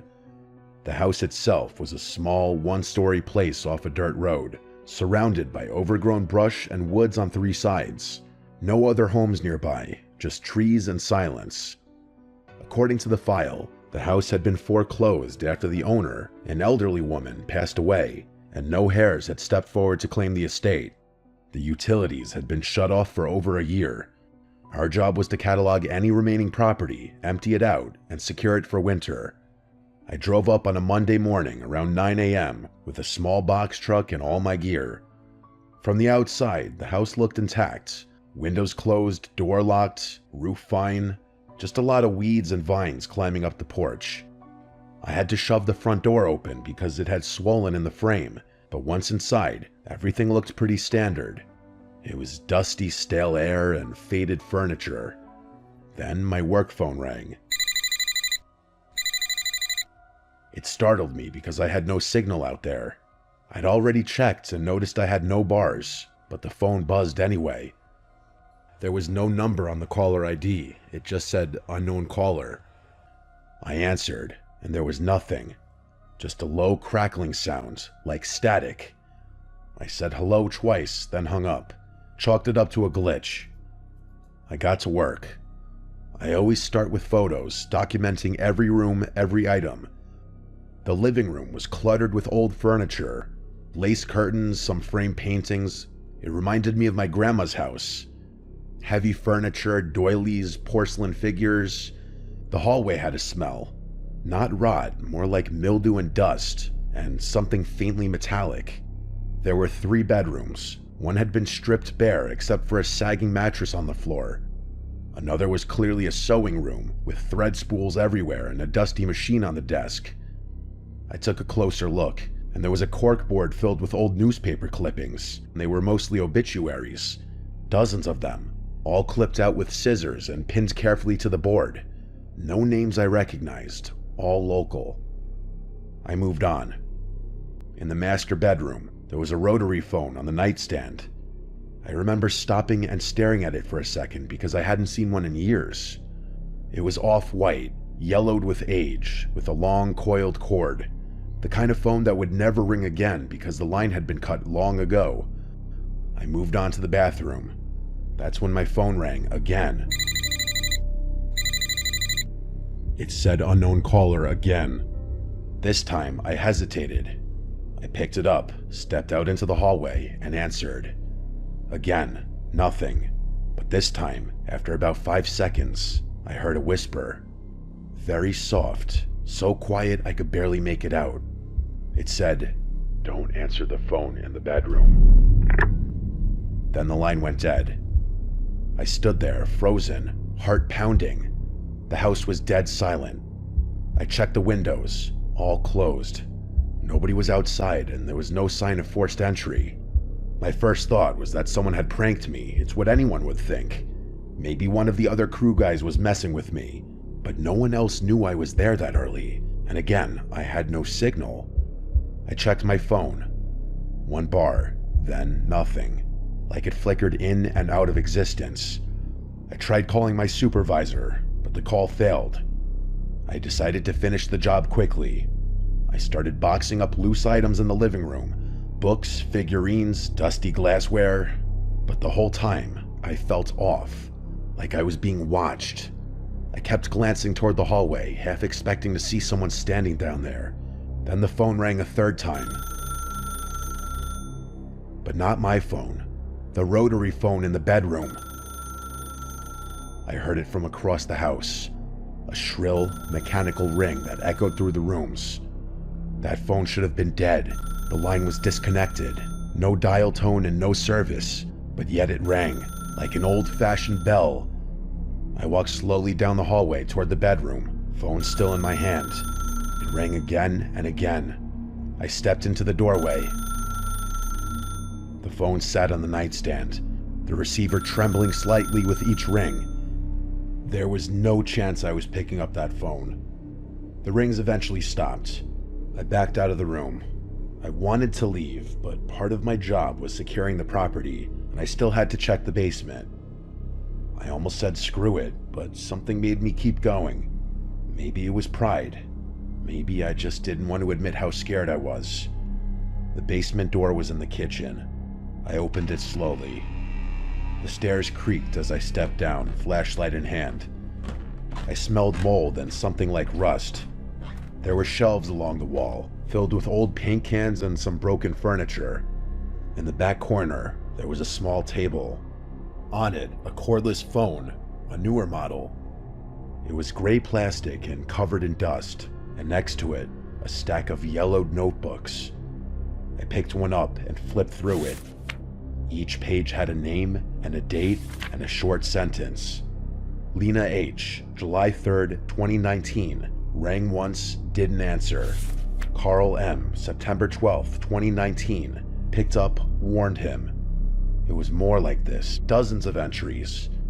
I dropped the notebook, and my heart felt like it completely dropped out of my body as I looked around the basement, fearing I wasn't alone down there, and and that someone was watching me from any corner in the darkness. I rushed back up the stairs, looking behind me the whole time, heart in my throat. I didn't finish the job. I drove straight back to the office and turned in my report. I didn't tell them everything. I just said the property was unsafe and possibly had squatters or interference. They reassigned the job to another crew. 2 days later, I got a text from one of the other guys, Mark. He'd gone out there that morning to finish the job. I hadn't told him specifically what happened. His message said, "The phone in the bedroom with no service rang while I was in there. What the hell?" I called his work cell phone immediately, and he told me he didn't answer the phone in the house because he was too freaked out. The next day, Mark apparently quit without notice and never returned to work. He's not dead or anything. I admittedly looked him up on Facebook eventually, and he posted stuff since then, but I never spoke to him again. I don't know what else he saw in the house, but it must have been something bad enough for him to want to distance himself from this job. My boss did call the police to report the potential squatters after Mark quit, but they found nobody inside of the house. Everything about that house, from its location to its eerie, dilapidated interior, to the phone calls to my cell phone, and that voice on that line, and that damn house phone ringing, it's like I found myself in a legitimate horror movie.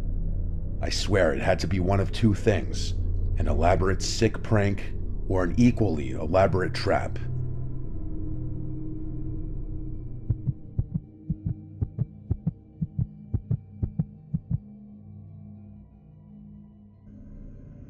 When I was 10 years old, my family moved into a bigger house because my mom had just gotten remarried and we needed more space.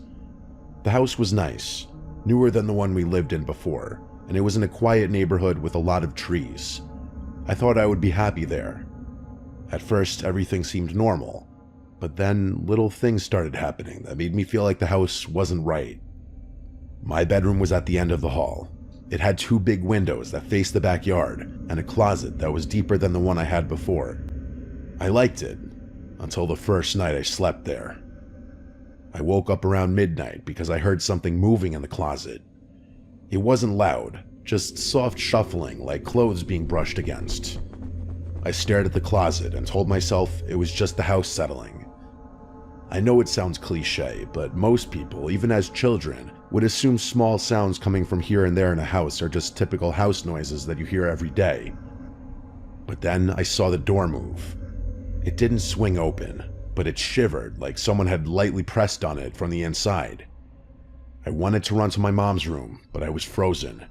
I stayed that way until I fell back asleep, still staring at the closet. The next morning, the closet door was cracked open just a little, even though I had shut it tight.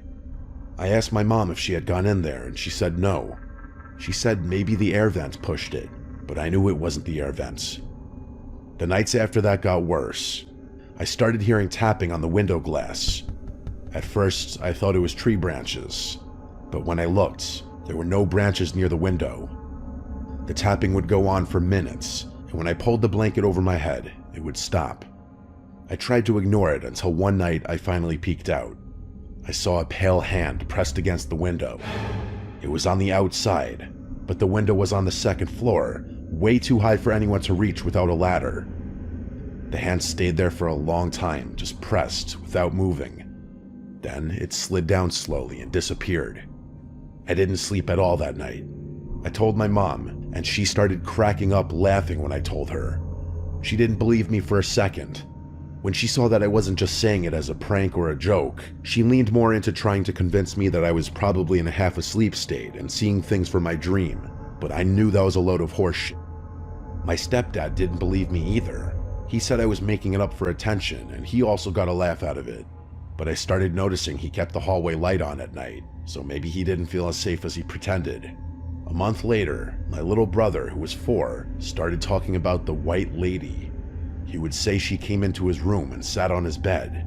My mom thought it was just his imagination, but one night I heard him screaming. I ran in and saw him curled up under his blanket crying. When he finally calmed down, he said the White Lady had been standing by his door, just staring at him. He said her eyes were all black. I believed him because of what I had seen at my window. I started sleeping with the blanket over my head every night, but that didn't stop the dreams. I began to dream of the White Lady too. She would stand in the corner of my room and whisper my name. Her voice was dry, like leaves rubbing together. Sometimes I would wake up and still hear it, faint but definitely real. One night I woke up and saw her standing at the foot of my bed. She was taller than anyone I had ever seen. Her head almost touched the ceiling. She wore a long white dress that moved even though the air was still. Her hair was black and stringy, and her face was pale like chalk. Her eyes were like empty black holes. I tried to scream, but nothing came out. I shut my eyes, and when I opened them again, she was gone, but my closet door was wide open. After that, I couldn't go in my closet anymore. I begged my mom to let me sleep in her room, but she said I need to learn how to be brave. I think she didn't want to admit she was scared too. The worst night came during a storm, heavy rain and loud wind. I woke up to the sound of my window creaking. When I looked, the window was slowly sliding open, even though it was locked. I could see the lock turning by itself. The window opened all the way, and I saw the white lady climb in. She didn't move like a person. She floated. Her feet never touched the floor. She drifted toward my bed and leaned down until her face was right in front of mine. I felt her cold breath on my skin. She whispered my name again, and this time I screamed as loud as I could. My mom and stepdad came running in, but when they turned on the light, the window was closed and locked, and no one else was there. They yelled at me for scaring everyone, but I could see in their faces that they were worried. The weird thing about that part of the story is that I don't vividly remember what happened between the moment I saw that lady floating towards me and my screaming. The best I can explain it is that I sort of blacked out for a moment before remembering screaming and having my parents rush into the room. My window was closed again, which would suggest to people that it was just a night terror. That's what my parents believed it was, I think. My mom started taking me to therapy for a while because they were worried about me. We lived in that house for 3 more years, and I never got used to it. My brother stopped talking about the white lady, but I think it was because he was too scared, not because she stopped visiting. Sometimes I would hear him crying at night and saying, "Go away." I think he just also didn't want to be forced into going to therapy. Sometimes when it storms at night, I still get scared to even get up to go to the bathroom or get water. I'll glance over at corners of the room, making sure I don't see something tall lurking there. It goes to show how these kinds of things stick with you into adulthood. I'd be more open to believing it was simply night terrors if it weren't for the fact that I saw that hand on my window before my little brother even first mentioned the white lady. I guess this is just one of those freakish experiences that cannot be explained.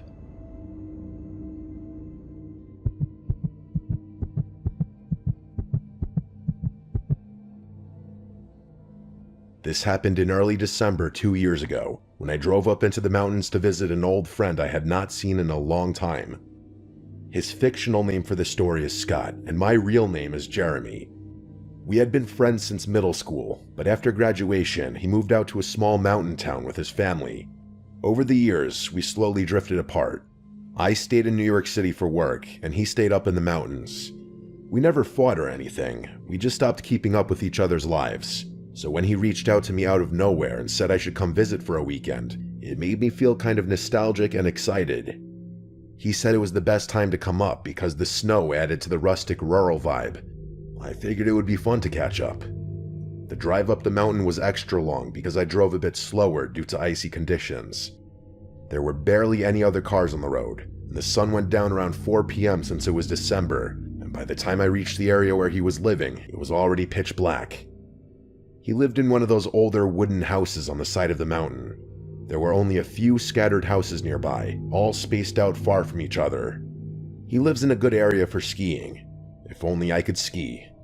When I pulled into his driveway and he came outside to greet me, the first thing I noticed was that something about him felt off, or just different. I hadn't seen him in years, so I figured maybe I just forgot what he looked like and acted like. But the way he talked was different. Slower than he used to talk, and he kept pausing between sentences like he forgot what he was saying. He helped carry my bag inside, and the inside of the house was warm but pretty empty. Not much furniture except for a couch, a table, a couple chairs, and some antique-looking wall decor. He told me I could sleep on the couch for the weekend since it folded into a pull-out bed. I told him that was fine. The house had a long, dark hallway across from the couch that led to a bathroom and 2 empty guest rooms, which he explained were empty because this used to be his grandparents' house and they recently passed away. He told me he lived alone here now. The hallway had no light at the end and the doors were all open, so from the couch, all I could see was this pitch black rectangle stretching into the back of the house. For some reason, it made me uncomfortable, even though there was nothing obviously scary about it. That first night, we talked a little bit about old times, but it felt strange. His general demeanor and mannerisms were more socially awkward now, but I chalked it up to the fact that living alone in the mountains for years could make anyone a bit weird. He barely made eye contact, and I did feel like he kept looking in the direction of the hallway. When it was time to sleep, he went upstairs to his bedroom, and I got the couch set up. I left a light near the hallway on because the dark made me nervous. I felt stupid about it, but the hallway really bothered me. I fell asleep, but at around 2 in the morning, I woke up to a thumping sound from upstairs. I quickly realized they were fast footsteps running across the floor above me. It sounded like someone sprinting from one end of the room to the other, then stopping and then sprinting again. The footsteps went on for about 20 seconds before just stopping completely. I waited to hear a door open or close or anything, but there was complete silence after that. I eventually fell back asleep, even though I was pretty creeped the fuck out after that. The second day was even weirder. Scott acted distracted the entire day, barely talking, barely eating, and whenever I asked if he was feeling okay, he would just nod without saying anything. I didn't understand why he was acting this way, being that he invited me here for the weekend for what I assumed was to catch up and rekindle our friendship. I also counted him going down that hallway at least 5 times throughout the day, and I never bothered to check what he was looking at. Since there was a bathroom at the end of the hall, I just presumed he was going in there, even though I never heard a flush. That night, the weather got worse, and a snowstorm rolled through. Wind slammed against the house hard enough to make the walls shake a little. It was awesome, honestly. I love the vibe of being snowed in a cozy place. I went to the couch and scrolled on my phone for like an hour, then went to sleep. Around 2 in the morning, I woke up again. This time, I heard soft scraping sounds. They were coming from downstairs, somewhere in the hallway. It sounded like something dragging across the wooden floor. Then it just stopped. But then, there was a sudden tap on the wall behind me, like someone had flicked it with their finger. I turned and looked down the hallway. I didn't leave that light on that night, so it was completely dark. I didn't want to get up. I did my best to just roll to the other side and block the noises out. Old house, I kept telling myself. I did fall back asleep, and the next thing I remember is waking up in the morning. The third night was the worst. By this time, I felt uneasy in the house in general, and I kept catching Scott staring at me for too long without saying anything, like he was checking if I noticed something. I almost thought about leaving early, but the snowstorm was supposed to last until morning. After dinner, Scott went upstairs early and I stayed up on my phone, starting to question the point of this visit entirely. Eventually, I set up the couch and laid down. I shut my eyes and tried to sleep, but sometime around 2 in the morning again, I woke up without knowing why. My eyes opened, but the rest of my body refused to move. I had heard of sleep paralysis before, but I had never experienced it. It was like being awake inside a dead body. I could only move my eyes. I couldn't even move my fingers. I started to panic, but then something made it even worse. I noticed movement at the far end of the hallway. At first, it was so dark that I couldn't tell if it was real or not, but after a few seconds, I realized what I was seeing. Scott was standing at the very end of the hallway. I could only see his outline because his face was completely hidden in the darkness. His arms hung at his sides and he was standing perfectly still, like he'd been there for a long time just watching me. It was like a scene from Paranormal Activity. I tried to speak to him, but no sound came out. I tried to move or twitch or anything, but my body stayed frozen. I didn't even feel like I was breathing, to be honest. I could only stare. He stood there for what felt like an entire minute, not moving at all. Then, without warning, he slowly turned to his right and walked into the guest room at the end of the hall. He disappeared into the darkness without a sound. My body slowly started to regain control. First my fingers, then my arms, then my ability to sit up. Once I fully snapped out of it, I sat up shaking and sweating. I kept telling myself it might have just been a dream or a hallucination, since sleep paralysis can cause that, but something in my gut said it wasn't. I whispered his name to see if he would answer. Nothing. Against everything in me, I got up and forced myself to walk down the hallway toward the room he had gone into. When I stepped inside, the room looked empty, but in the far corner by the window, someone was standing. I could see the shape of a person facing the window looking outside. I couldn't tell if it was Scott. Either way, the sight was horrifying. I slowly backed out and then ran upstairs to his bedroom. I found Scott asleep in his bed, completely knocked out. I shook him awake and he looked confused and irritated, like he had no idea why I was waking him up. When I tried to tell him what I saw, he refused to go downstairs. I begged him to believe me that someone else was in the house. He would not even look toward the stairs. He didn't say anything, but his expression changed in a way that scared me even more. He looked like he already knew what I had seen. I then asked him firmly, "Scott, who is that downstairs?" And he just looked at me and shrugged his shoulders. At that point, I decided I was done. I didn't care about the snow or the time. I ran downstairs and grabbed my bag to pack my stuff. I kept glancing toward the hallway, half expecting to see that person standing there again. Genuinely, I just wanted to teleport out of that house immediately. When I got outside, the cold air almost relieved me. I brushed snow off my car and got inside as fast as possible. As I backed out of the driveway, I made the mistake of looking up at the house one last time. In that window of the room at the end of the hallway, I saw a silhouette. Surely that same person I saw standing in that room just before. That was the last thing I ever saw of Scott's house. After that weekend, he stopped responding to texts. I threatened to call in a wellness check when I got worried that he got murdered or something, and finally he responded saying, "I'm fine." That's it though. He didn't respond to any further texts, so I stopped bothering. That was not the same Scott I knew from school. Whatever happened to him, and whoever that was in his house, it's not my problem. I'd be lying if I said it doesn't terrify the shit out of me though.